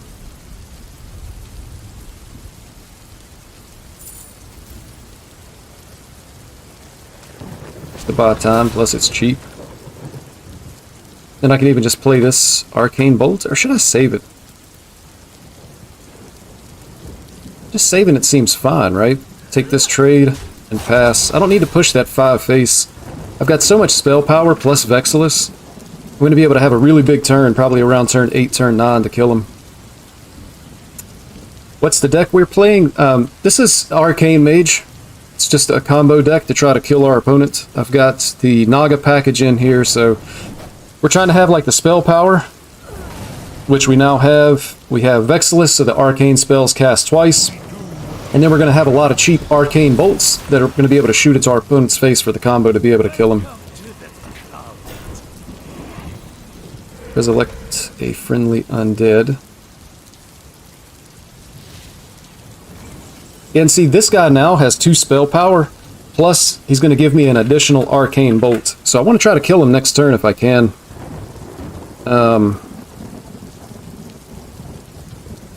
My arcane bolts are going to be expensive, though, is the issue with that. Such choices. So I need to get him in play.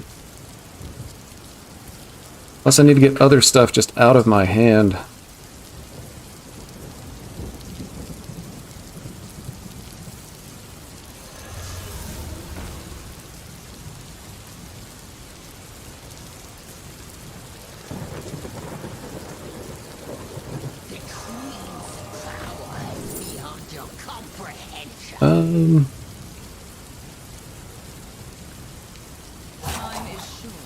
Guess it doesn't really matter.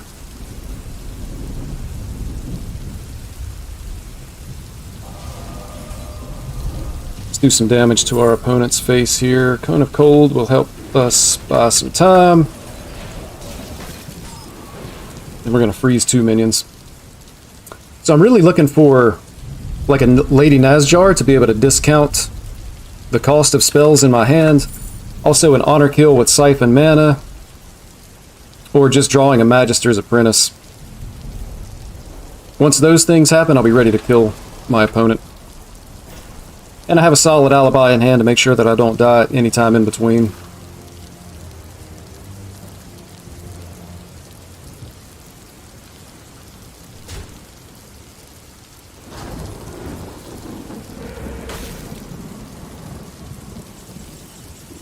There's the Siphon Mana.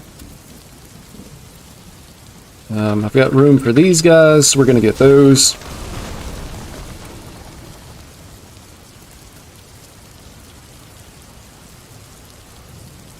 I can get this in hand. It's going to be 5 bolts. The plus 2 spell damage is on this as well. Look how much damage they're dealing.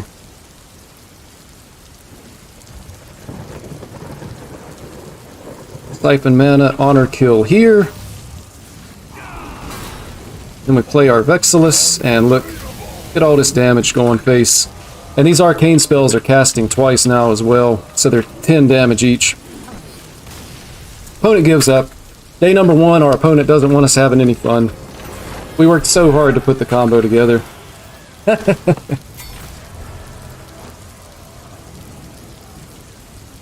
Worked so hard. Alright, I need to take a quick restroom break. See if I got anybody playing here. I'm going to spectate a game. I'll be gone just a minute or two. Quick restroom break for me. And hopefully Alkaline is actually playing here. I will be right back. Thank you so much for watching. I'll see you in just a minute.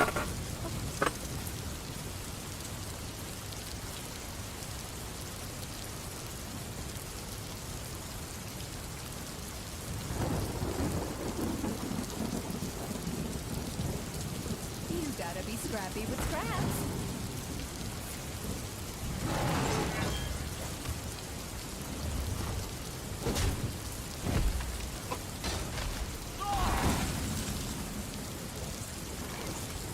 Who here can spell Zinjari?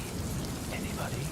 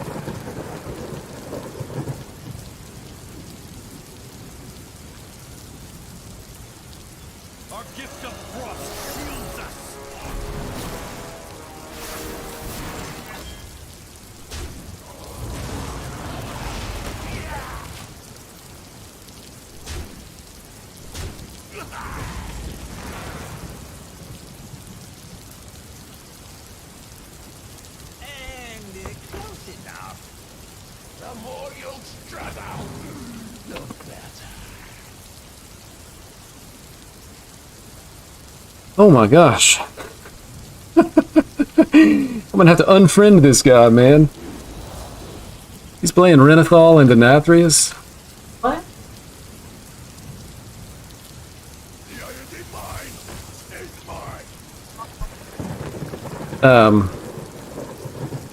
Yeah, that's unfortunate. Let's get out of this. You hate to see it. Although, honestly, I'm planning on playing some Blood Death Knight myself. I think the deck should be pretty good, especially if everybody's just playing combo and trying to kill you as early as possible.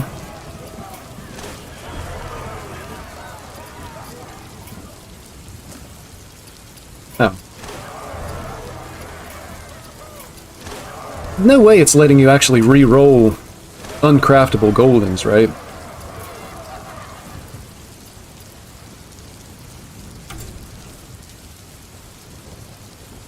Alright, let's try Weapon Hunter again here.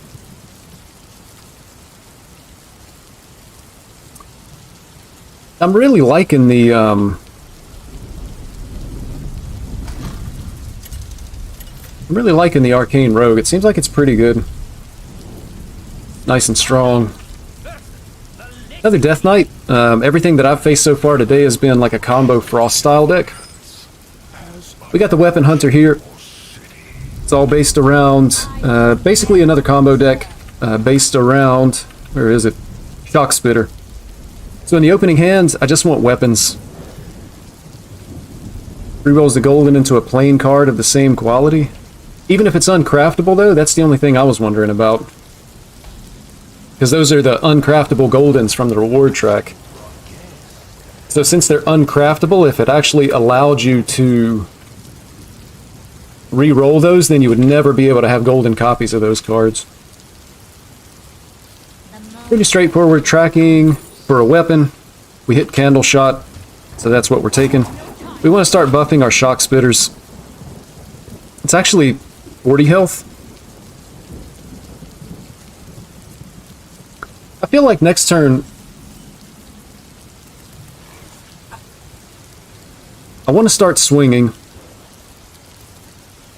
But I feel like we Selective Breeder for the second Shock Spitter, because as soon as we draw it, we have no other beasts in our deck, and this is worthless. So this is just a way to be able to get extra Shock Spitters in hand.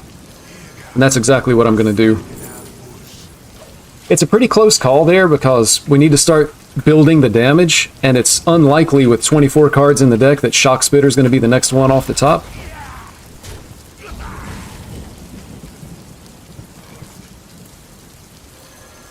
So now we just want to attack every single turn. Plus we have another weapon in hand. So we're going to be developing the damage on this. We can remove any minion our opponent plays thanks to the Keen Eye Spotter. It'll set the opponent's minion to 1 health, and then I'm attacking into it and immune at the same time.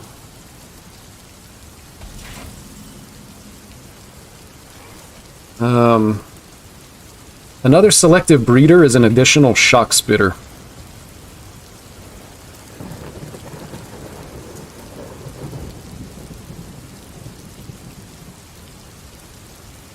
I'm just going to take my chances here. By take my chances, all I mean is 22 cards left in the deck. I don't want to draw the second one. I'd like to get an additional copy before I draw it. But so, you know, you can play this, then Devouring Swarm to get it back in your hand. We've got Zola in the deck. We've got Bran in the deck. So we got ways to be able to do a lot of damage. We just need to attack to be able to get that Battlecry damage up. We're also doing chip damage against our opponent here, which is going to be really good. Potentially we can play 5 of these in a single turn at 10 mana.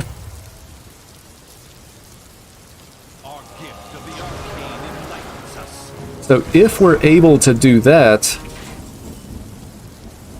that'd be 25 damage.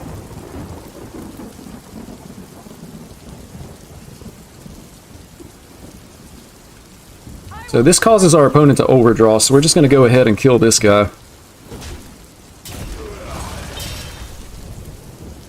And then we're going to get our next Shock Spitter, equip our next weapon, and then shoot. I really don't think people are running weapon destruction. This kind of makes me think this is a blood deck, though.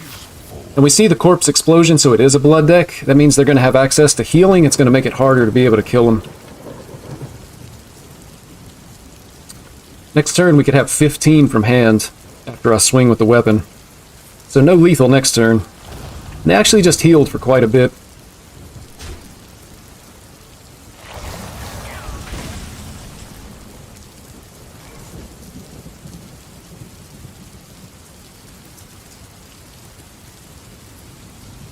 We really don't have any good plays here. Could create an additional shock spitter.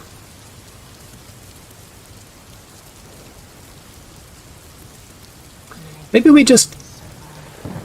No. I was going to say we could deal our 15, but we want a big minion on the board so that we can play all of these, then Devouring Swarm and get all 3 of them back. Like, we might be trying to set up a 2-turn lethal at this point. So what if I just go, like, Swing, Spitter, Zola, and then double trade into this? Or not double trade, but you see what I'm saying. We'll do that. And then we'll do this. This puts stats on the board. Not totally sure about this play, but again, my personal rule when I'm playing Hearthstone is, if you don't know which play to go, if you can think of an argument for multiple different plays, just make the play that puts the most stats on the board. Tends to work out most of the time, I think.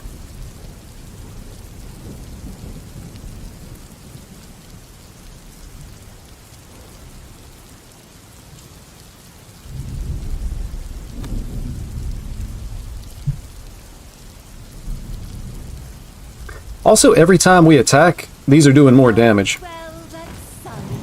So it increases our potential, but against Blood Death Knight, they're just going to continue to heal. They've got the Vampiric Blood that's going to add health to their health pool.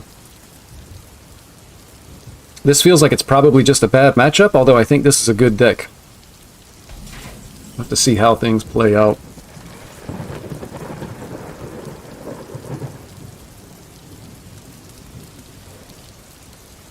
So I could play, let's see. I have 5 plus 18 is 23. It's not going to be enough.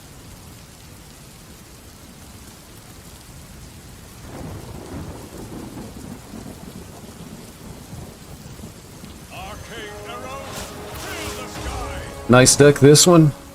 It should be a good deck. Should be a good deck. I'm just going to push this damage face.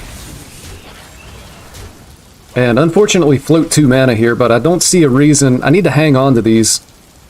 Next turn, I'll be able to play 4 of these, and they'll be 7 damage, so that would be 28. So I'm actually kind of close to setting up lethal next turn.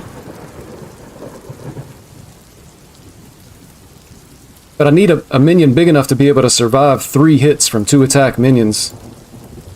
But actually, I'll only be able to play 4, so I only need 1 to die. Play 3, Devouring Swarm, and play the 4th. I need him to not heal and not have a taunt. He's only got 5 mana left, though.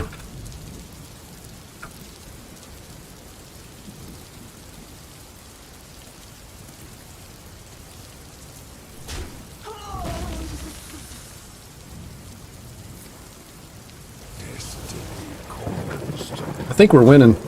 If I can even just swing face with this.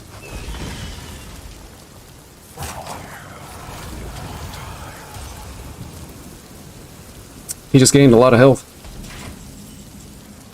That is not good. So, back to the drawing board. If only a little bit. We just need to try to work his health down a little bit more still. I'm going to do this. I can do this. Swing here. Ricochet and ping. So I need to find... I still have 2 more weapons in the deck. 2 Bloodseekers. I'm going to need to find those. I mean, if I get the turn 10 and I can actually kill 2 of these off with a Devouring Swarm, that would still be 35 damage on turn 10, but you can see our opponent's at 36 with the potential to be able to heal more. So, not totally sure we're going to be able to get there.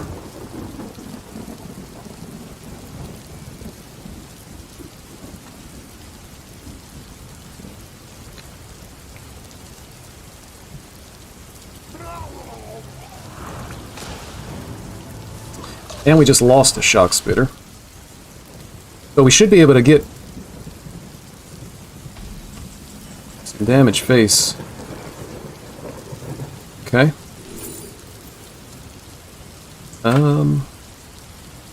We just want to draw cards, right? So this lets us draw 4 cards.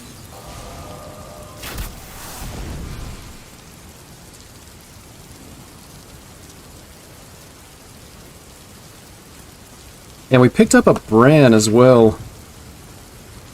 We don't have any arcane spells in hand. Pretty sure we just play it anyway, though. We also have an additional Devouring Swarm. We still have 1 Shock Spitter in the deck.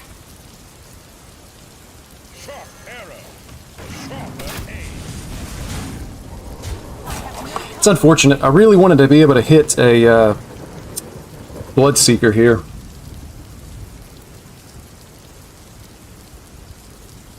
But if we have Bran, Shock Spitter,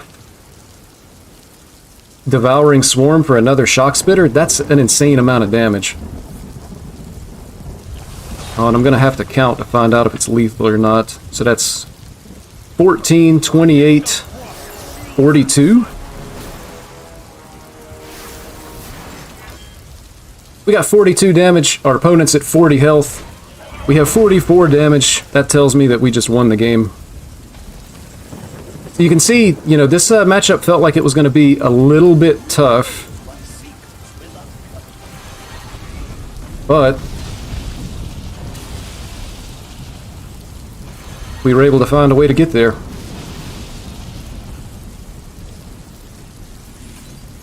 We Devouring Swarm on this.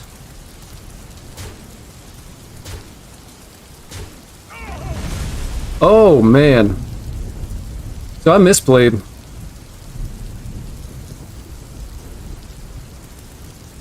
I really misplayed. If I punch with that 2 attack minion first, he's at 7 and this kills him. Now it doesn't kill him.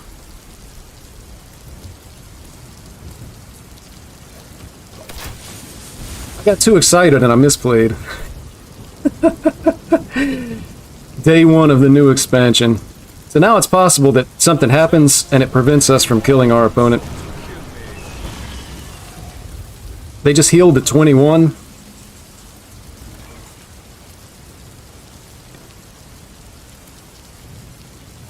And we've only got 14. Can you believe that? What a throw.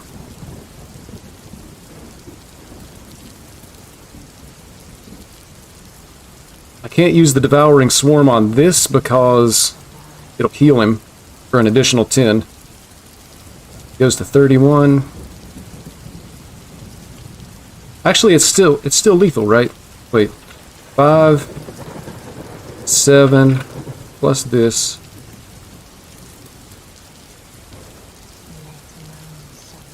But I lose the Bran if I do it like that. Plus the Bran heals him for an additional 10.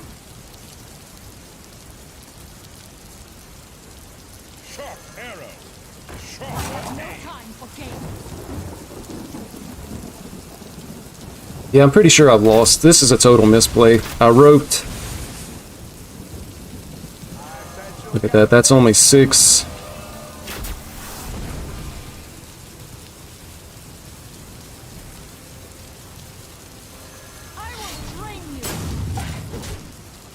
He's going to heal for 10 and I'm almost dead. I've got 2 Shock Spitters and Bran back in my hand, but I'm probably just dead here. Yeah, I definitely missed lethal. 100%. Yeah. So I deserve that loss. Oh, that was so bad, man. It was so bad. But that's justice. I really, really deserve to lose that. But you can see the deck was fine. It was just me. So even against Blood Death Knight, the deck feels like it's doing pretty good.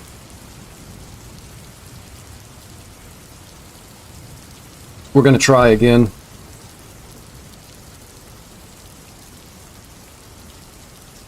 Man, that's unfortunate. Ugh, if the 2-3, if I just attack face before the Devouring Swarm, it was exact lethal.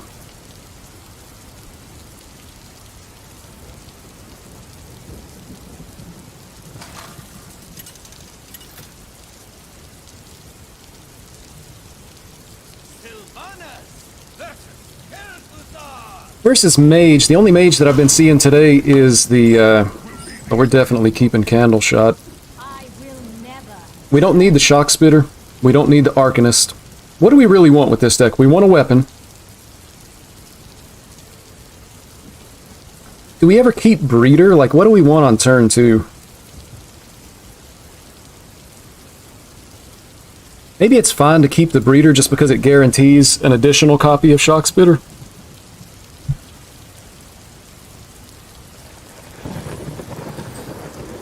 Could even just discover a spell, in which case we would probably want the Conjured Arrow for the card draw. So I think against the Arcane Mage deck, they're really not killing you until turn 8, when the Arcane Bolt goes from 2 damage to 3 damage, I think. It's going to depend on how much health we have and whether or not they've been able to find the 5 mana spell damage card.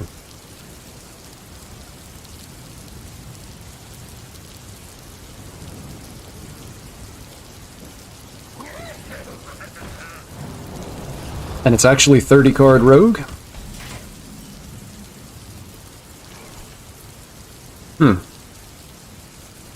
It's interesting as well.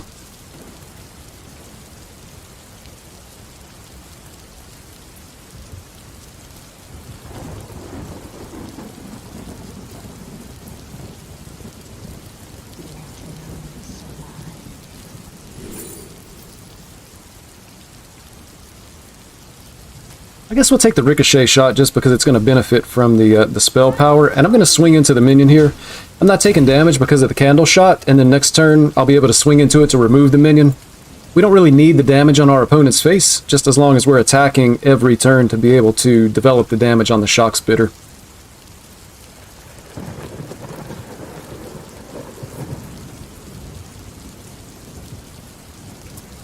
So the potions, turn 3, they're likely going to play their combined potion, which is fine. I wish I had spell power for this. If I could just make the trade and then summon 2 4/4s, that feels like it would be really good. They actually played it here, I wasn't paying attention. Added 3 cards to their hand. There's a Shock Spitter. Shock Spitter's already dealing 3. We're going to go ahead and get a second one in our hand. Again, I don't want to wait too long. It's unlikely at 22 cards left in the deck that we would draw a second Shock Spitter off the top. But as soon as we have all our 2 natural Shock Spitters in hand, Selective Breeder is just a worthless card.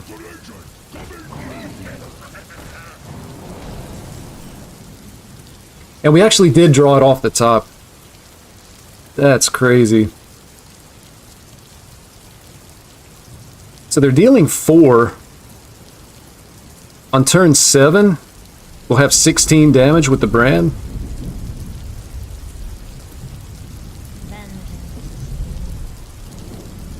It's really just not a good play here.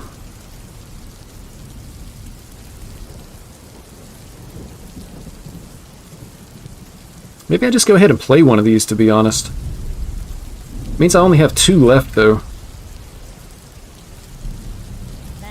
But I could, like, Shock Spitter here. Ricochet, it's going to clear the board. It puts a 2/1 in play. I really don't like the idea of only summoning 1 4/4.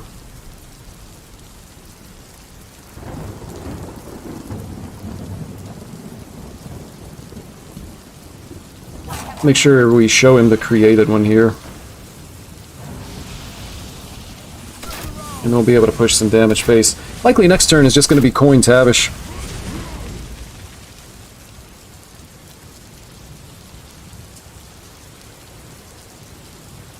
Need to find another weapon. Just one more damage on these, plus the brand. Should be enough to be able to kill our opponent this game.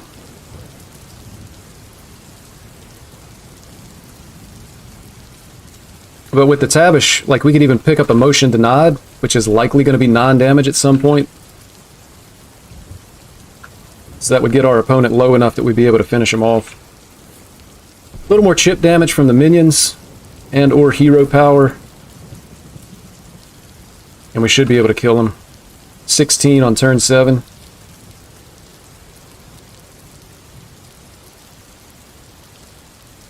Concoction is free, because he had his second thing.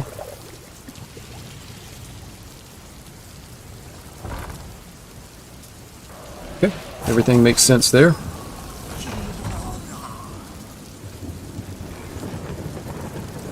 With the Talented Arcanist, we actually summoned 3 of these. Pretty sure we just go for it. Hey, Dennis.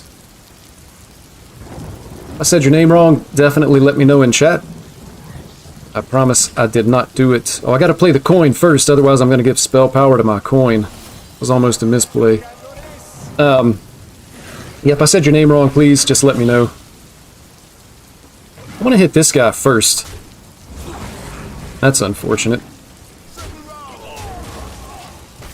So we got a nice little board now. We've got this on 6 and a potentially lethal on turn 7.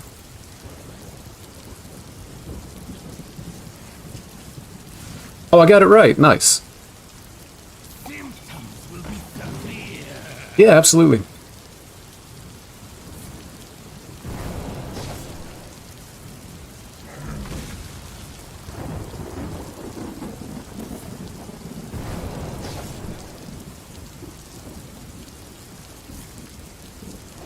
Shadow stepping this. Gets another potion.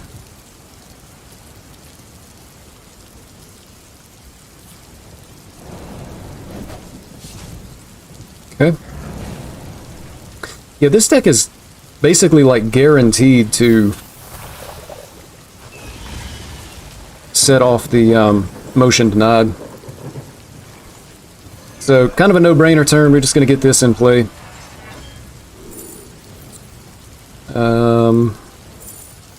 These aren't really good. I'm going to take the snakes, because the bodies on board would be nice. And I'm just going to take the Motion Denied, because I'm pretty sure they're going to end up taking the non-damage. If they play 3 cards this turn, we just kill them. With this combo, we've got 16 in hand for turn 7.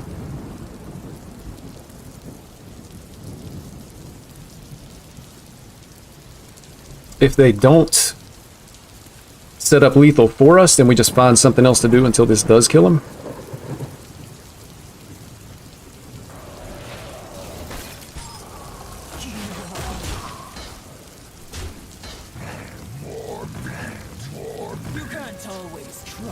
So they play 3 cards, they take non-damage. That puts them to 14, and then we have 8 and 8 with the brand. 16 damage, so you can see we're going to get the combo here. I'm not misplaying this time, baby.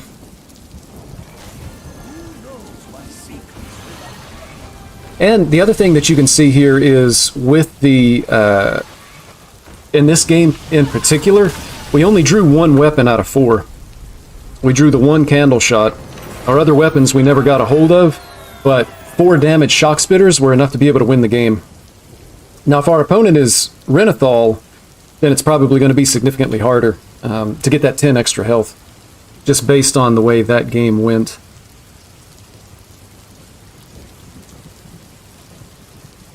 And I think I almost want to play a little bit of Potion Rogue myself. I'm kind of tired of the Necrolord Draka Sinstone Graveyard win condition, though. But I do have to craft 2 legendaries here. Also, I don't really prefer golden cards in my deck, so I always take those out.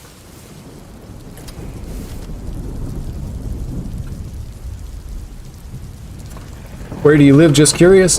I live in the southeastern portion of the United States. So I'm going to assume that you don't live in the U.S. because I'm guessing you're hearing an accent, and people from that live in the United States are familiar with that accent being from the southeastern U.S. I don't think mine's as pronounced as some other people, but it could probably be described as like twangy.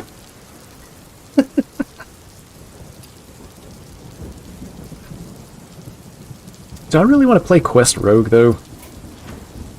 Even with the new cards? Maybe not. Also, Quest Druid.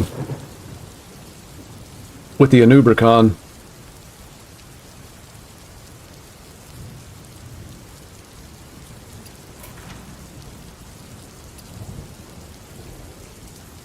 Well, let me take a quick look here. As far as my collection goes, I don't want to overcraft on legendaries because you get the free legendaries in the rewards track. Let's just see what we're missing here. We got both of those for Death Knight. So we need 1, 2, 2, 3, 4, 5, 6, 7, 8, 9. So I'm missing a total of 9 legendaries. You're from Turkey. Hey. Oh wow, it's got to be pretty late in Turkey, right? Like late evening, I guess? Still early afternoon where I am. Alright, well, let me quit wasting time on this. I'll figure it out later. We're going to go back to Arcane Mage here. Another combo deck. Nice and fun.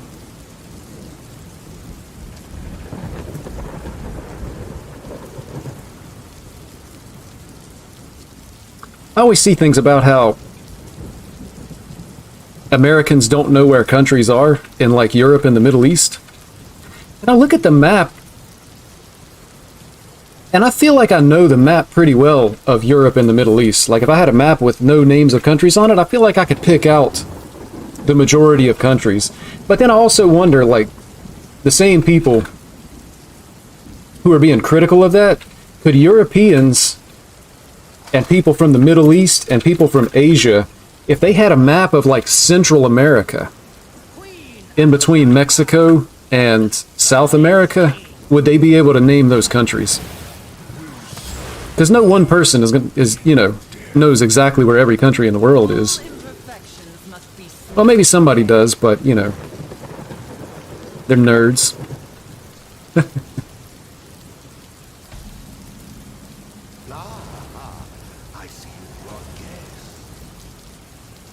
Alright, so we just passed turn here.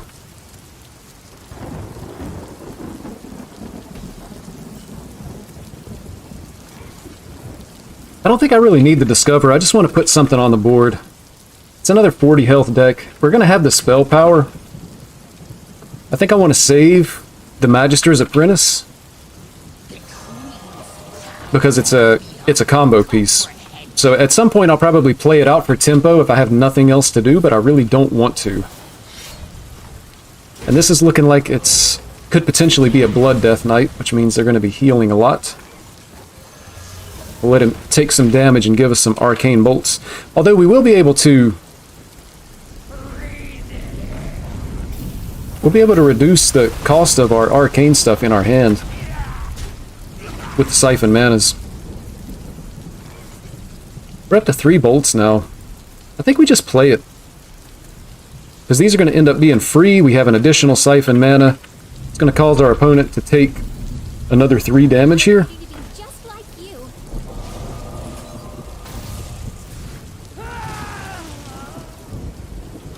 Next turn, we just jam down the 5/5 and hope there's no silence. By the way, you can name the states. That's pretty good. There's a lot of people living here that some of the states they might not know the name of.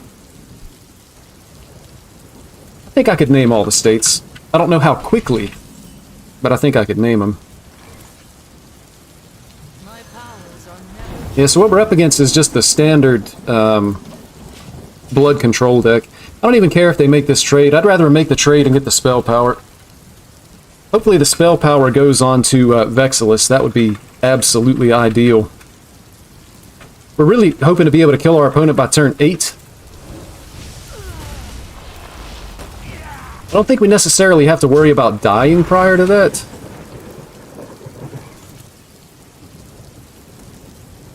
Am I playing this? I'm just going to play it to get it out of my hand. Rune Door Pace. We're going to take another Arcane Bolt here. And then I'm going to Ping Face as well. So we've got 4 bolts and a Siphon mana.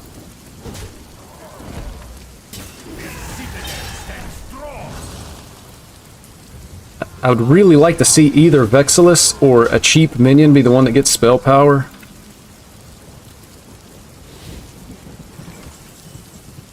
I'm just going to play it and discount this stuff, I guess.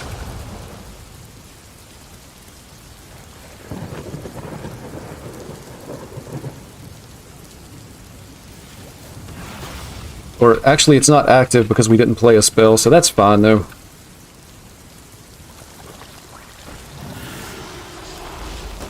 And they're running Starfish, so we just lost our access to spell power, unless we draw Thalnos.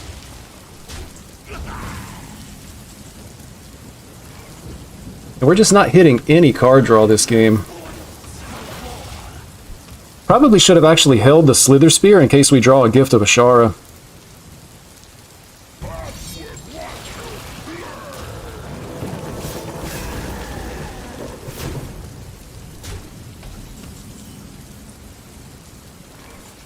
On the plus side, we would have lost the Naga from our hand anyway.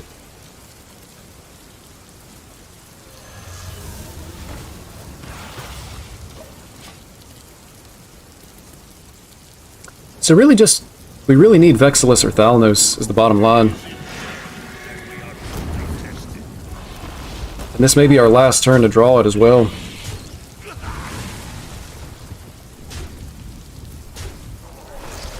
Actually, do we have lethal anyway? 3, 6, 9, 12, 15, 18, 20? We don't. So we take 3 off of that. And it's not looking good.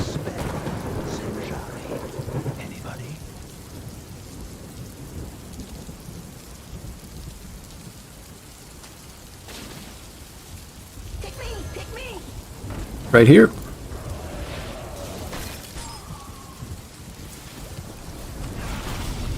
Alright.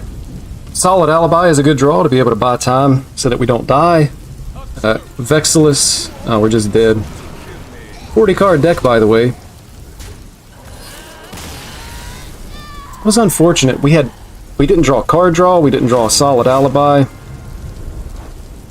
And Vexilus was hiding from us as well. Hey Landon, which of the 3 Death Knight pre-built decks do you think is best? I'm going to be honest with you. I deleted all 3 of those decks because it's never the Blizzard deck. I think you'll find a better deck somewhere else online. Take a look at vicioussyndicate.com. Would be what I recommend. Assuming that you have all the Death Knight cards to be able to make those decks, but it's never the Blizzard deck. Hey Dan.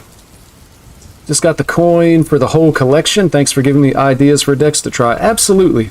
I kind of fell off, man. I'm not going to lie when it came to the theory crafting. But here's what happened. And I want to see if you guys feel like this too. The Death Knight show match came on, and I loved it. I was off work the first day, and I watched every minute. Bounced around to different streams, watched the official stream. I thought it was great. Production was great. And it was a really good tournament.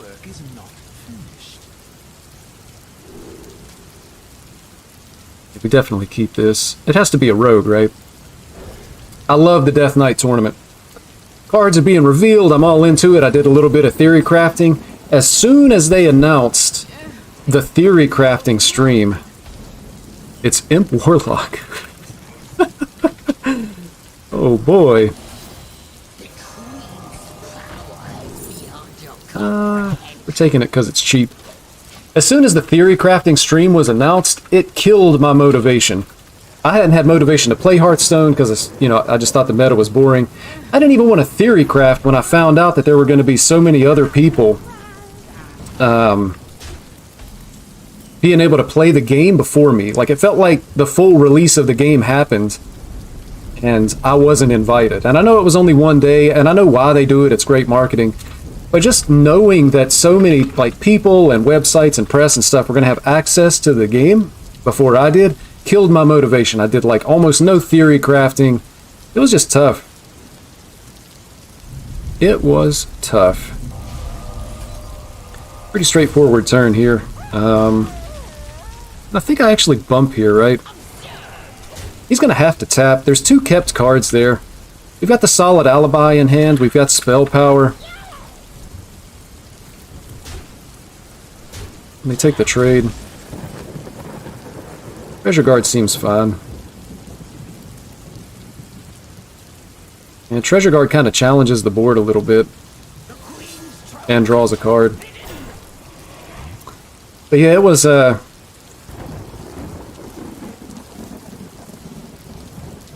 don't know. That's just how it hit me. Stay consistent. You might get to be part of that theory crafting stream soon. I mean, that's a good point, but I'll be honest with you. And I actually had this debate with myself. And I thought, if I were invited to the theory craft stream, would I even do it? Because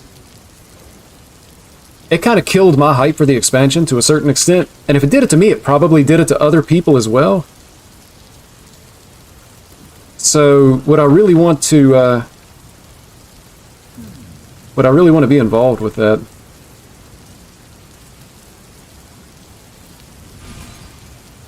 And part of me is thinking, well, of course you would. You would absolutely sell out and want to do something like that. But I don't know.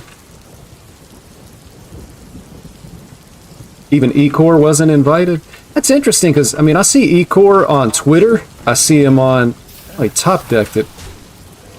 Good thing I've got the solid alibi here.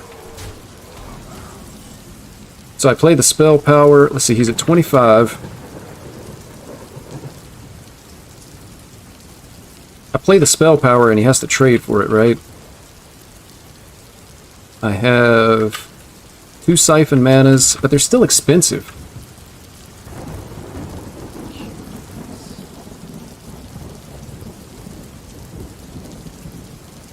Oh, I can't play the spell power. I have to solid alibi.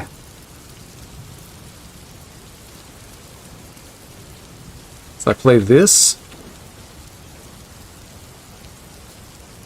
Oof. What a conundrum. It's not looking good, this game.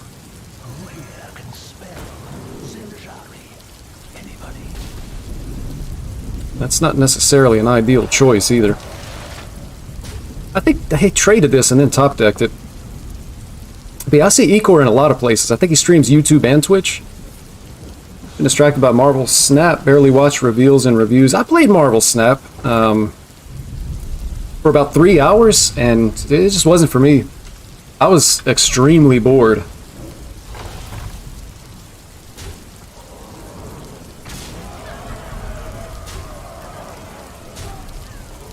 Yeah, this is unfortunate. We just got ran over this game. Because even with the Vexillus, I've got 5. We're just dead, right? I have to create something. I don't even know what.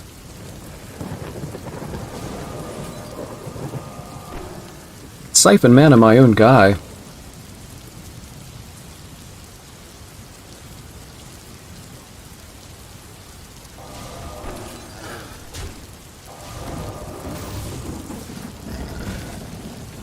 Okay. So we'll check our own deck first. Thalnos and School Teacher. So now we need to create. Absolutely none of that. And so we're out of this game. Totally get because you try to make better deck than other YouTubers and they just play early. Yeah, it didn't have anything to do with content creation like YouTube and stuff. It was just my personal... Again, I understand why they do it. They're trying to sell packs, they're trying to sell pre-orders, and all that's fine. But just me personally, you see all these other people get to play the game first, and I think mentally I process it as, you know, I'm a paying customer too. Like, what would be the harm if they opened up a 6-hour window? Like, they had different 6-hour windows, like one morning, one evening. What if they opened that up to everybody in the entire world? Pick your time slot. Here's the day it's going to be. If people want to rearrange their schedule to be able to test the game, everybody has full access to every card in Standard for that 6-hour window. Is that going to be like better marketing? Are people going to say, oh man, I love these cards, I love this set, let me go order, you know, get a pre-order or something like that? Is that more effective than just giving it to a very limited amount of people and then allowing those people to, you know, put it all over the place? That's the way I look at it. And again, I understand that I might be in the minority when it comes to that. But that's just how I felt. You'd rather do that instead of the extended pre-order?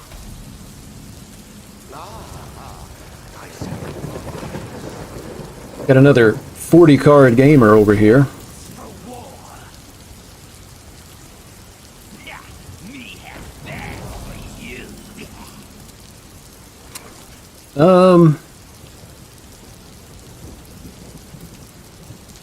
I guess we just play it out. I mean, if we do, he goes trade hero power and kills it. But we have a lot of ways to be able to reduce... There's a lot of redundancy to be able to reduce the cost of spells in our hand. Other option would just be... Now maybe we do hold on to it to try to get some kind of value. We'll just do this. Ooh! Look at that, man. He looks like he took a heavy right.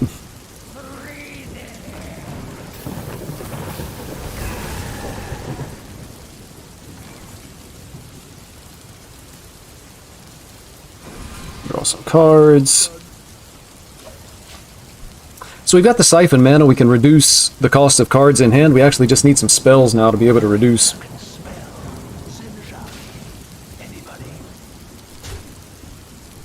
He had a really slow start this game.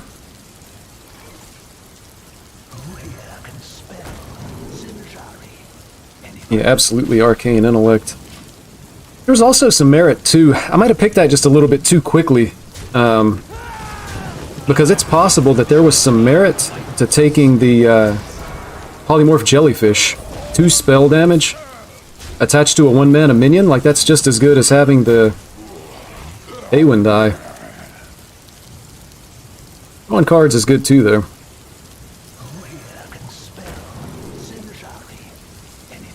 We got a second chance at it. The problem is...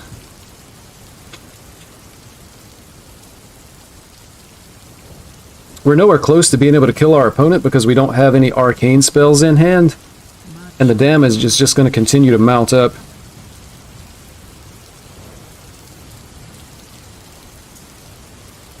I'm going to take the Volcanomancy. And I'm going to put it on the Astalor here. So if I put it on this, he just takes a trade. And then it clears everything.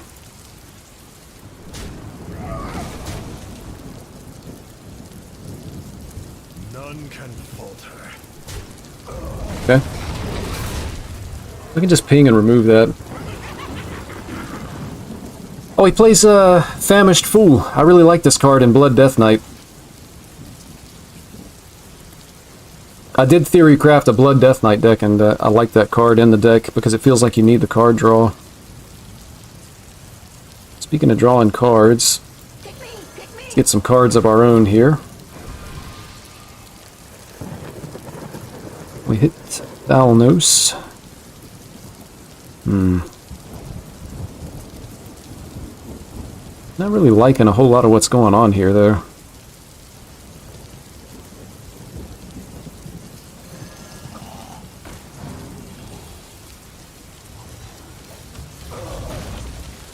I don't think I need to discover a spell. I think I just want the stats in play. Game's looking tough. We've drawn almost half the deck, and we have very little in the way of arcane spells.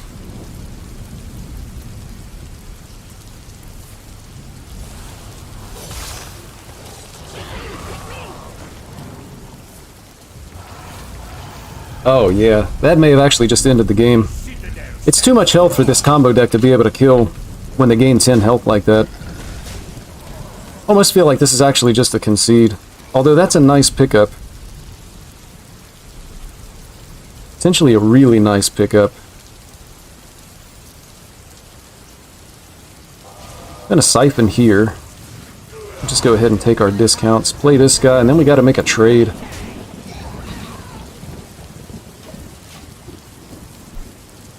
Now we have the Lady Nazjar active as well, but we don't have any spells in hand that can be discounted further. Half our deck, still no alibis. And our combo pieces are still in the deck as well.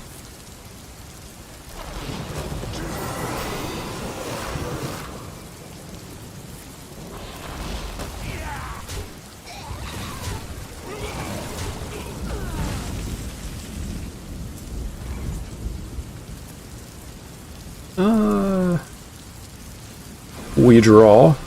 So the Arcane Worm has our +2 spell power. That's really good.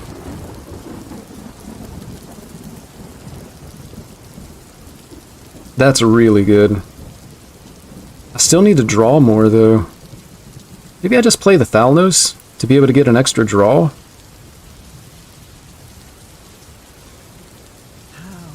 We'll have 3, and they'll be dealing 6 apiece.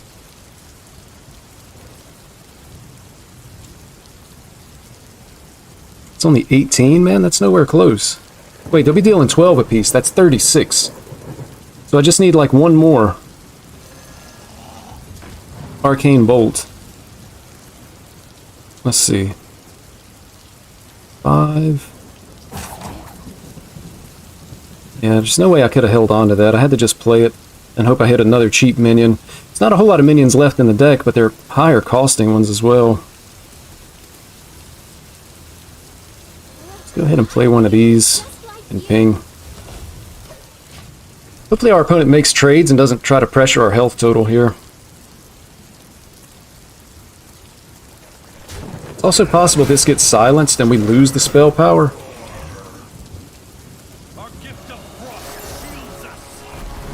We're up to 53. Oh, I'm sorry, 50. That's only 5 armor.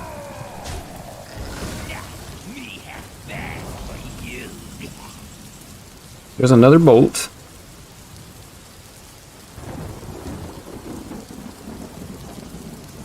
But I don't have the spell power now. Maybe I should have held on to the 1-2. So I have to solid alibi here. I have no way to be able to draw additional cards.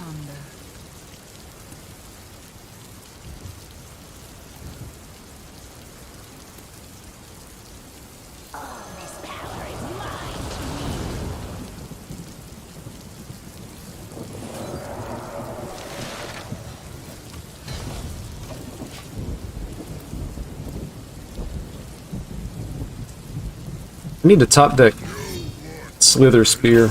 Oh, and they heal for an additional 5. It's just too much health in that deck. This has to be a bad matchup.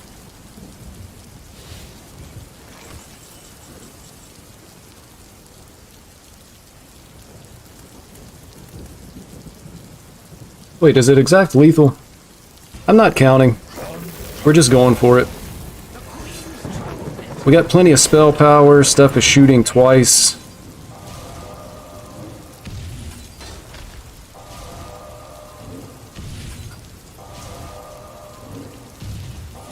Oh no, it's off, right? It's still just 48 damage. So we had a 48 damage combo, and it wasn't enough because we were playing Blood Death Knight. That is unfortunate. I commend your... Got him down to 6.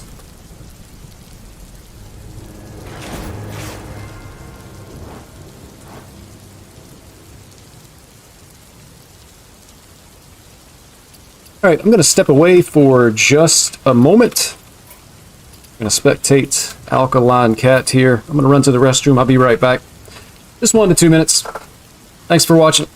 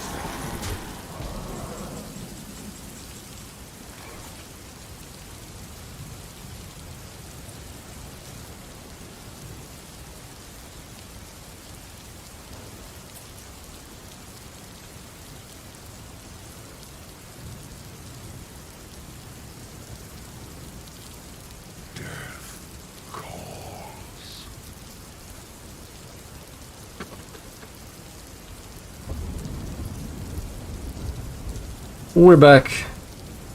Man, they're still playing Blood Death Knight. Oh, it's the mirror. Yeah, we're definitely getting out of this. Oh, man. Go back to some Shock Spitter Hunter here. I almost want to try Blood Death Knight myself. Play a little bit of Control. But man, if you're going to have to play mirrors, that's got to be awful. It's a lot like the old Control Warrior mirrors, I would think. I will crush your defiance as I crushed your city. So I'm going to toss all this. The most important part of the mulligan for this deck is we absolutely have to have a weapon. I say we absolutely have to have a weapon. Hearthstone is killing me. And it looks like another Blood Death Knight. The moment is upon us. And we still don't have a weapon. So we'll likely try it again next turn. We have to get a weapon and start swinging. Start building up the damage on the Shock Spitter. The moment is upon us. Okay. I'm going to save the coin here. Likely next turn we just equip the weapon. They could play the Chill Fallen Baron, I think, as the 2-2.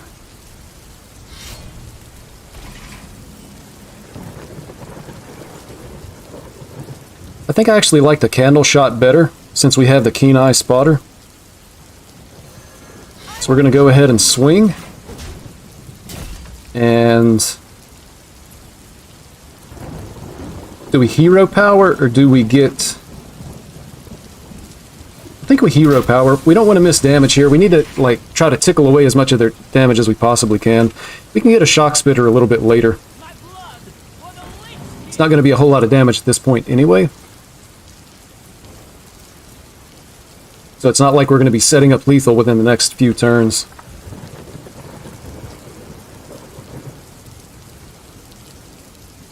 Could potentially get down a bunch of 4/4s on turn 5.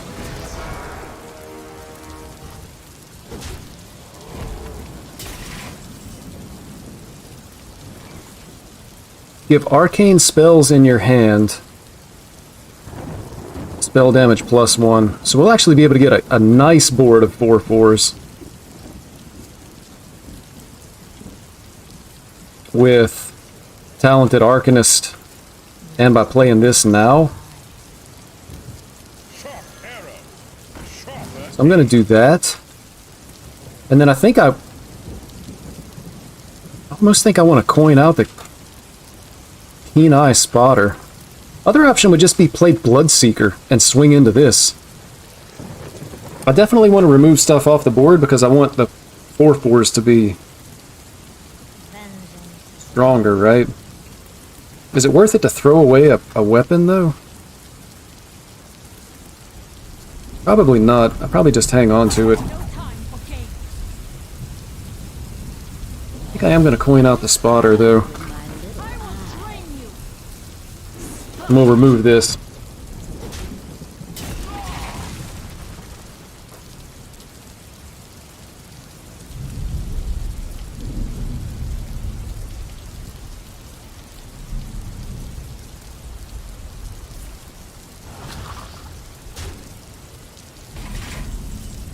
Not sure that did as much damage as he wanted it to do. Make no mistakes.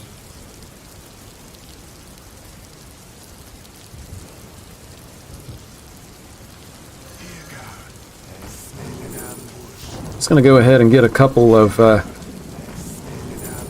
additional shock spitters here. We'll take this trade, and then these two guys can go face. So things are actually looking pretty good this game. Next turn, I can summon 4/4/4s, so the board isn't all that strong, but our opponent might be incentivized to try to remove it with an AoE. Looks like they're not going to. That's also fine. Devouring Swarm. We're definitely doing this. I think we actually just hero power here. Maybe the 2 4/4s is just good enough.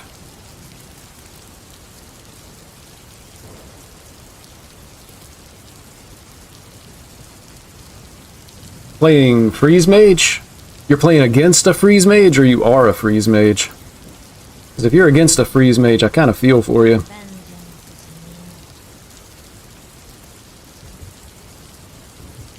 Yeah, I think 2 4/4s is just...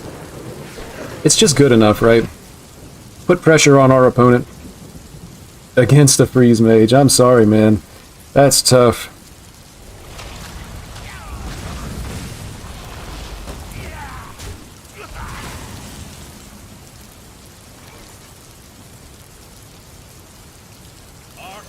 For sure, and then we're going to draw with the Arcane Quiver here. So we could either try to draw a bunch of cards next turn. Yeah, drawing cards seems good. If we hit Bran, it's just so much damage. And our opponent's getting low on health too. This game is totally different than the last game we played against the Blood Death Knight.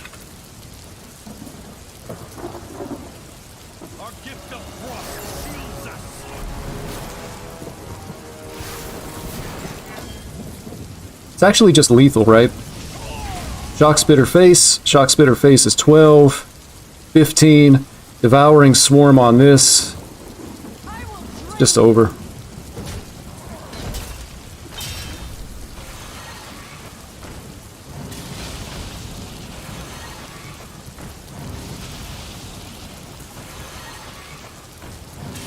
We had lethal even without drawing a Shock Spitter with Devouring Swarm, because both of these guys die, and then we would have been able to replay one of them. Or we would have been able to replay 2 of them.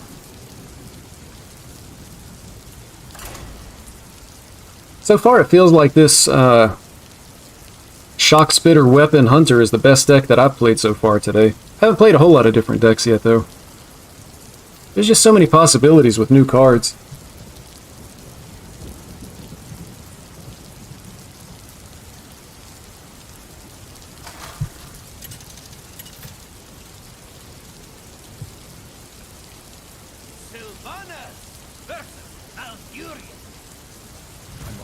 I haven't faced any druids yet. That's pretty interesting. Never serve. Mulligan here again. We just have to have a weapon.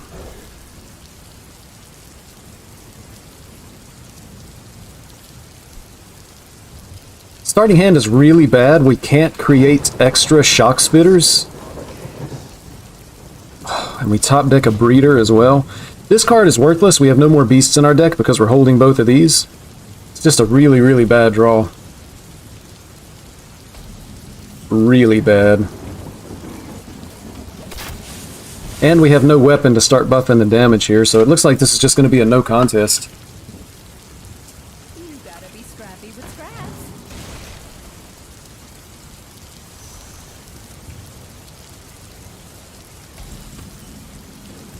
Oof. Let's get some stats in play, I guess.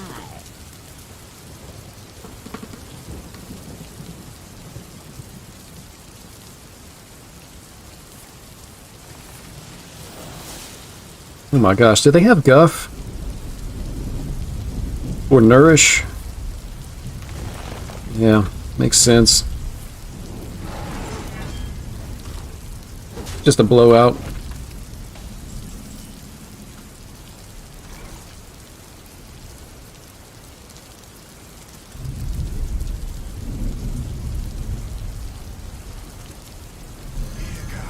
I see ya. Man. We're going into turn 5 with no weapon swings. I mean, it almost feels like you want to run 5 or 6 weapons when this happens.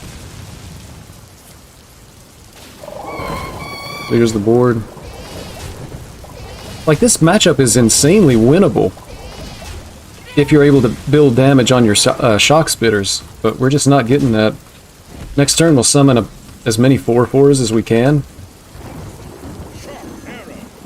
which seems like it's going to be quite a bit.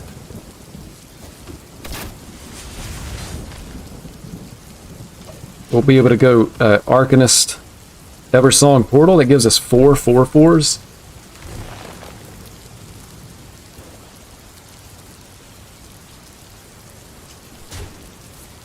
Just kind of hoping that our opponent doesn't have scale. I think we have to do it. I mean, we could try to look for a weapon, but we're going to have to try to take the pressure on the board from these.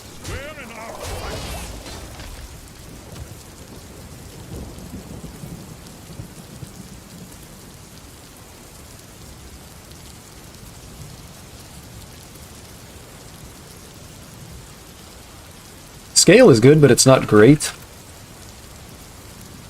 There are 10 cards in hand. But we're just never going to be able to kill them with the shock spitters because we haven't been able to attack.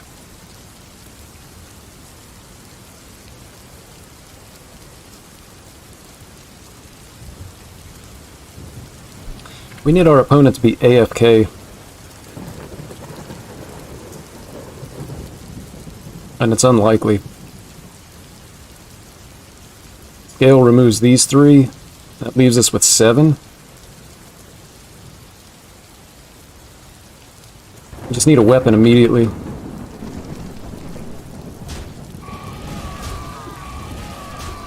It's also possible that they're able to remove the 4/3 with 1 mana left. We actually hit the weapon. The moment is upon us. And we want the brand for the shock spitters. I've been practicing. I will drain you.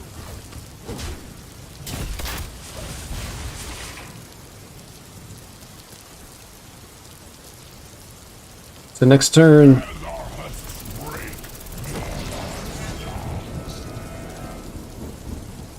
You cannot crack my can. Cannot crack my can. Who knows what secrets will uncover?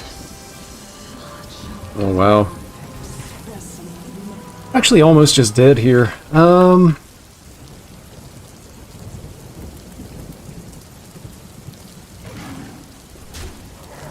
drain you. How much damage do they have? We're just dead.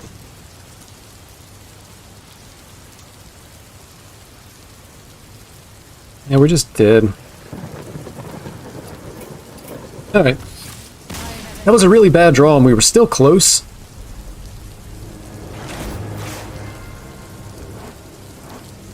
We needed a weapon prior to turn 6, or whatever turn that was. I really like this deck, though. It's fun, and it feels like a good deck.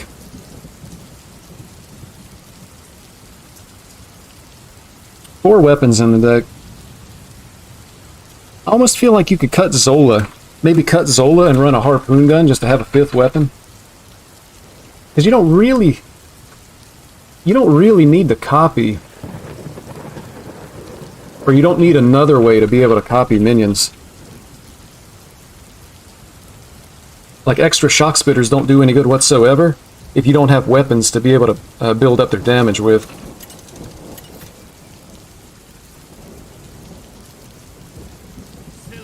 But this Conjured Arrow card is really good, too. Once you get to turn 6 and you're able to draw cards with it.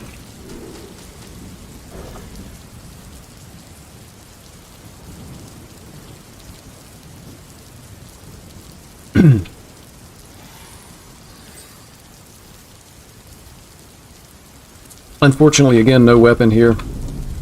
Only 30 health on our opponent, though.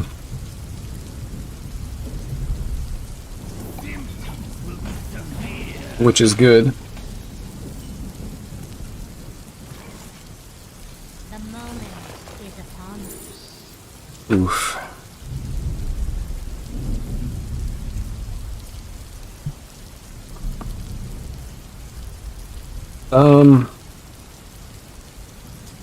If I take this, that's not good, right? That's not good either. It's like River Crocolisk. I guess it's the hero card. As sad as that sounds.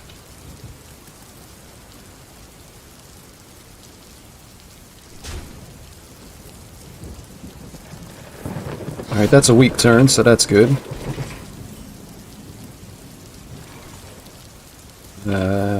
We also have a weak turn, so that's bad.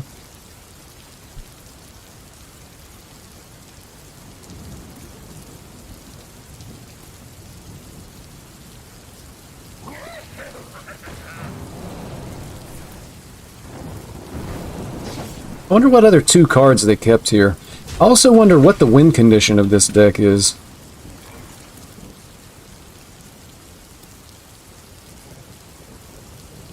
And where are my weapons? Second game in a row, we're not drawing weapons. You just don't win without weapons. Tempo Zola.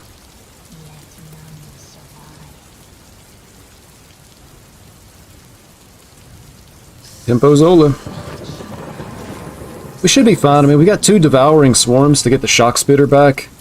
We've got Bran in hands. We just need a weapon to be able to start building up the Shock Spitter damage. But if we don't draw weapons, we're not winning this game. Just no way.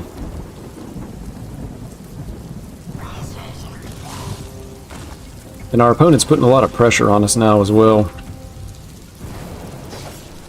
Like, honestly, I think this may have actually won the game.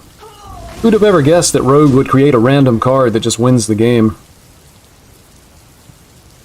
For the first time in the history of Hearthstone. I mean, we can get it down to just 1 big minion and then maybe get a freezing trap off of this. It's like our only hope. We need both of these guys to die, though.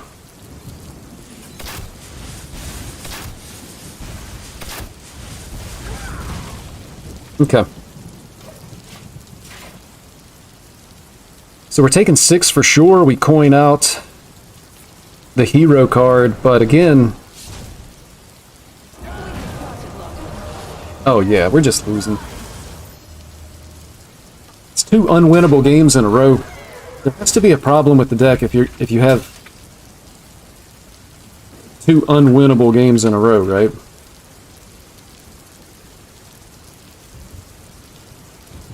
I guess it could just be drawing poorly twice, but at this point it doesn't even matter. Like, this is a waste of time. Our opponent's trying to rope us for no good reason. We can't win anyway because we're not drawing weapons.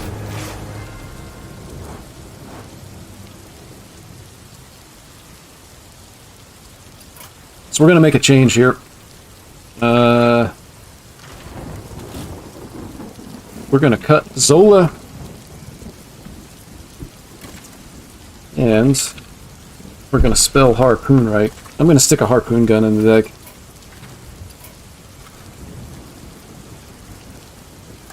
Surely with the 5th weapon we'll be able to draw weapons.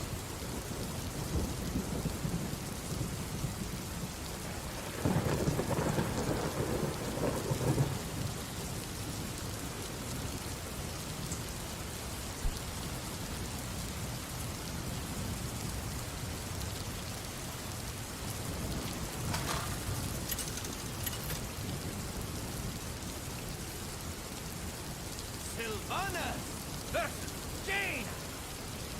You asked for it. I will never serve. So again here, we're just going to mulligan for weapons.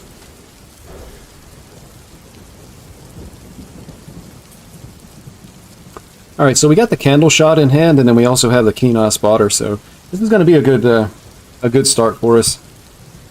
Just this one weapon alone is going to have the shock spitters up to 4 damage. Plus we've got the spotter to be able to help us remove any minions. I will drain you. And we've got a harpoon gun. This has the added advantage of it gives us dredge, so we get to take a look at the bottom of our deck, see if there's anything there that we might need.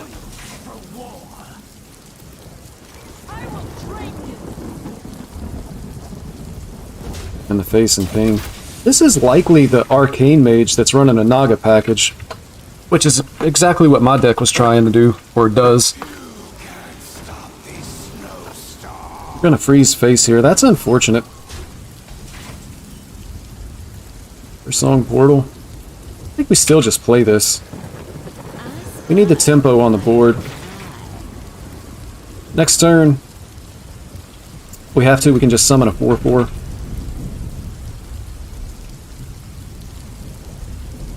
They could full trade and ping just to get rid of this, but it's not great.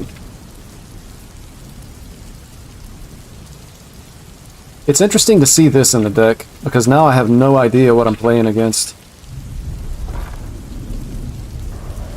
Okay. Don't mind.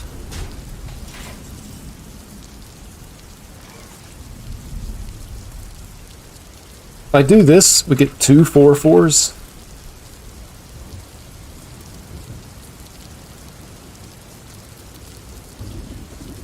The 3 random enemies. So I can do this.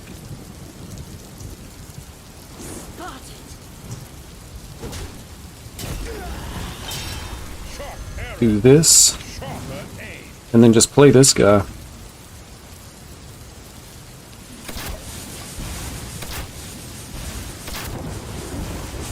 I really like that animation because it actually looks like the arrow is ricocheting. And it's a ricochet shot.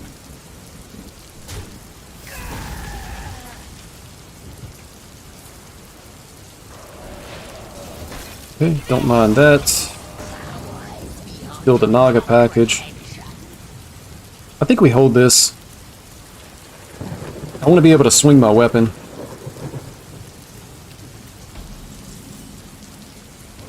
Yeah, and that's a nice pickup as well. I think I just want to send everything face here. I will drain you.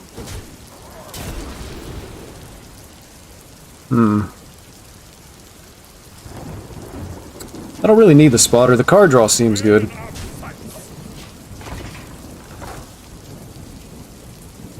So this will be... This is 12. So next turn I can just like... Let's see. Yeah, we've got a 2-turn lethal setup here. He's got coin hero card, I guess. Which allows him to gain 5.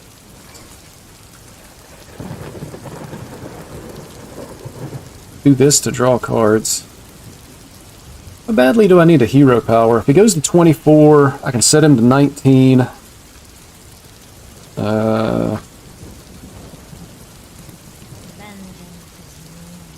Yeah, I think we're in a spot where we need to draw cards. I'm assuming he's got coin hero card right there. So I'm going to do this.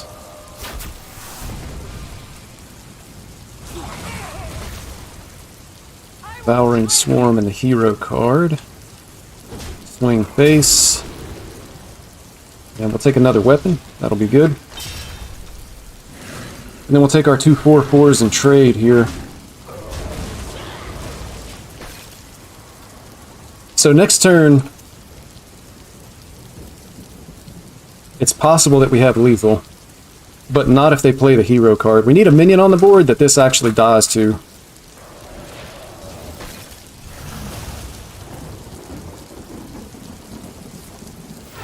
Sorry, Squishy, I'm working.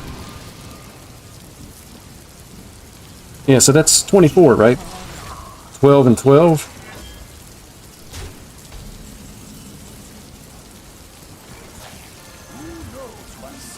We shoot him in the face for 12. We'll Devouring Swarm. Actually, it doesn't work.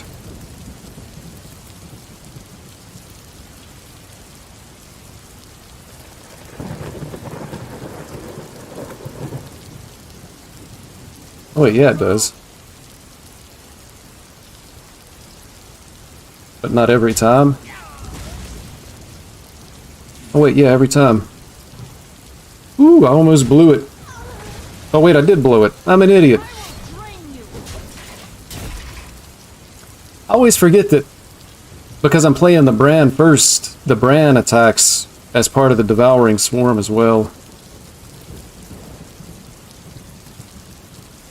That's really bad. Because now I've thrown away my Bran and my Shock Spitter. Oh. Other Conjured Arrow is on the bottom, which is the card draw.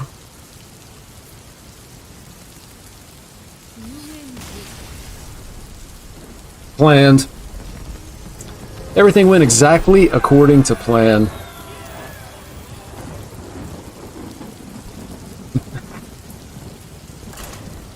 I have no idea what that guy's deck was. That was absolutely crazy. Because he had...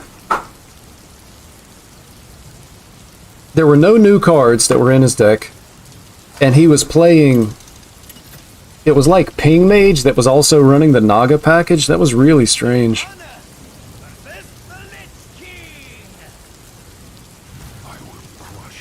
Really strange.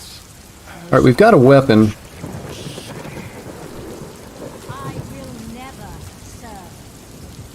Maybe we actually keep tracking. I play tracking on turn 1 to try to find a second weapon. I think I like it.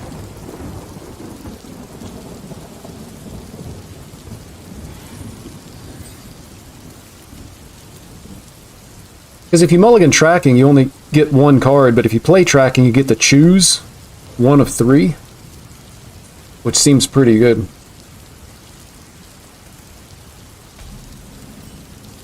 You know, a spotter.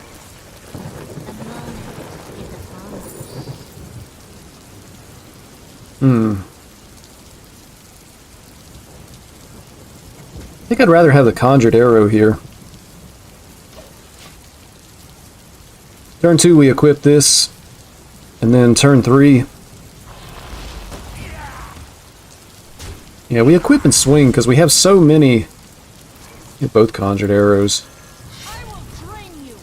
This is also only 30 health Death Knight, which makes me think this is probably like the Frost combo Death Knight. Definitely makes them easier to kill. They don't have healing. And there's only 30 health. So there's going to be a lot to be said, I think, for even just tempo in this matchup. But we've got card draw, assuming our opponent ever plays minions. I actually have a lot of card draw with this. I'm just going to pass turn here as well because I don't want to break the weapon. We might have a use for it next turn. If they play a 2 health minion. Interesting. They're going to copy all their frost spells. We're going to find out exactly how many frost spells they have in hand as well. But I can just kill it and draw. We can't draw until turn 6.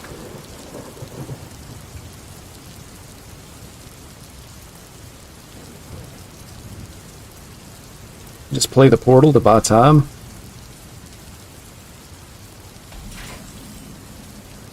There's Tavish.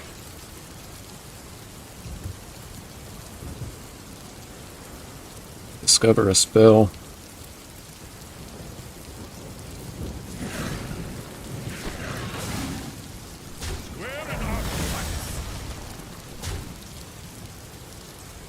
They've got a lot of frost spells.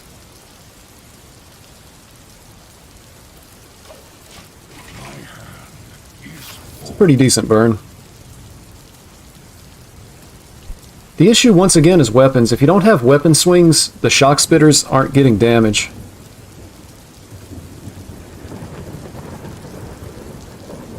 And we really need the shock spitters. But we'll be able to play Tavish. Hopefully we can hit motion denied. That'll be a guaranteed 9 damage against the combo deck at some point.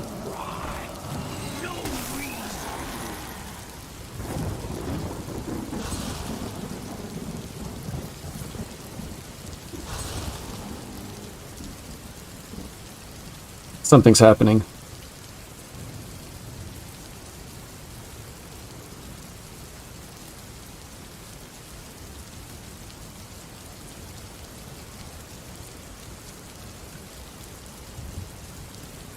Yeah, likely just coin Tavish. And then beginning on turn 6, we'll be able to draw more cards.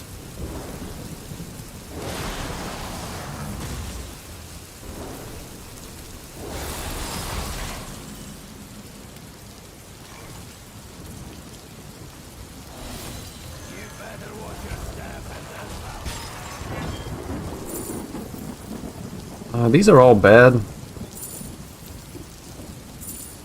Just take the snakes. Bodies on board could be good. And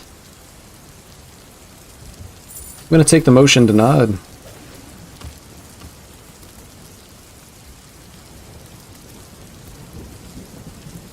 I think we actually attack here.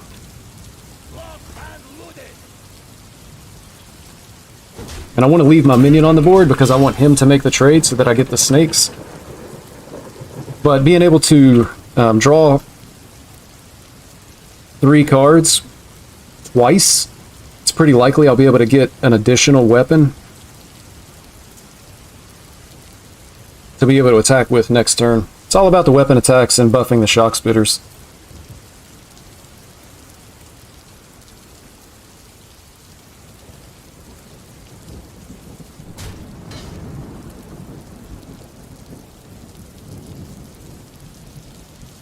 Shock Spitter right now is dealing 3.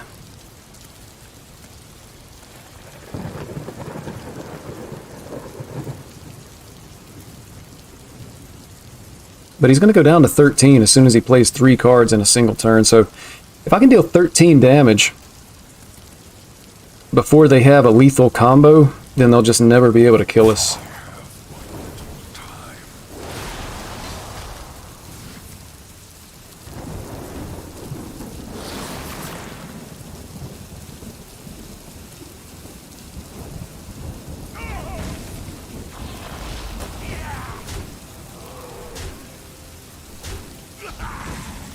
Unfortunately, we're getting low. There's a shock spitter. We got plenty of room to be able to draw 3 here.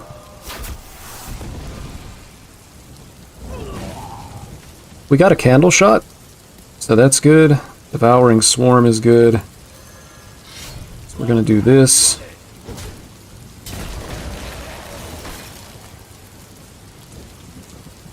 Shock spitter's up to 4.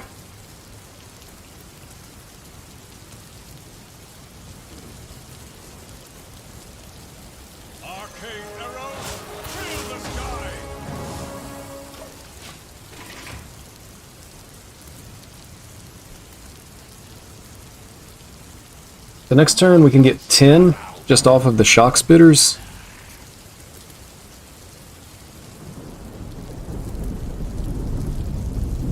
And we can even switch over to this weapon, so that would be potentially 13. +9 if they play 3 cards this turn. Potentially we have lethal next turn. That's what it all comes down to. Not if we can't swing our weapon, though. Ricochet. Let's see. We have 3. 8. It's 11. It's not enough.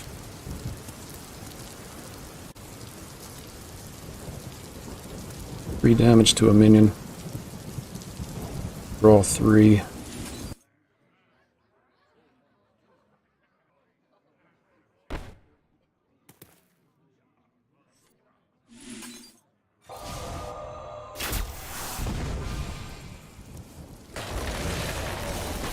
So we got Bran. It's unfortunate that that went face. Oh, Arcanist. I guess we just go ahead and play the second Arcanist as well here.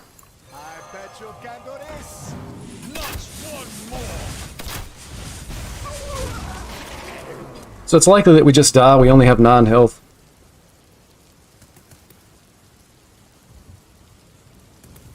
If we don't die, we kill him, but they can even play 3 cards and still only take 9 from the motion denied, so that doesn't kill him.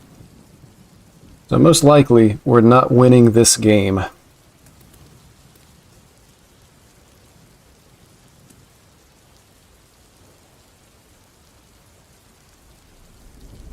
Man, Snakes was so bad. If we were able to get Ice Trap and motion denied, it's also possible I should have just taken the Fire Trap. Yeah, I think we're dead here. Yep, absolutely dead.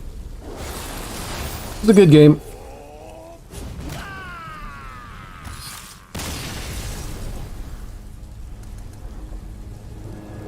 It was a good game.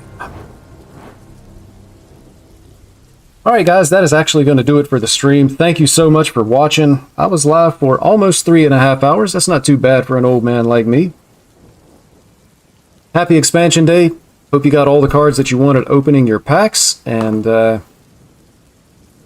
thanks for watching. You can look forward to a lot of content from me this week. I'm off work. I'm going to be putting out some long-form videos on YouTube. There's going to be the occasional live stream this week, so on and so forth. Landon? Appreciate you hanging out, man. Absolutely. Hope you guys are enjoying the expansion, and I'll see you next time.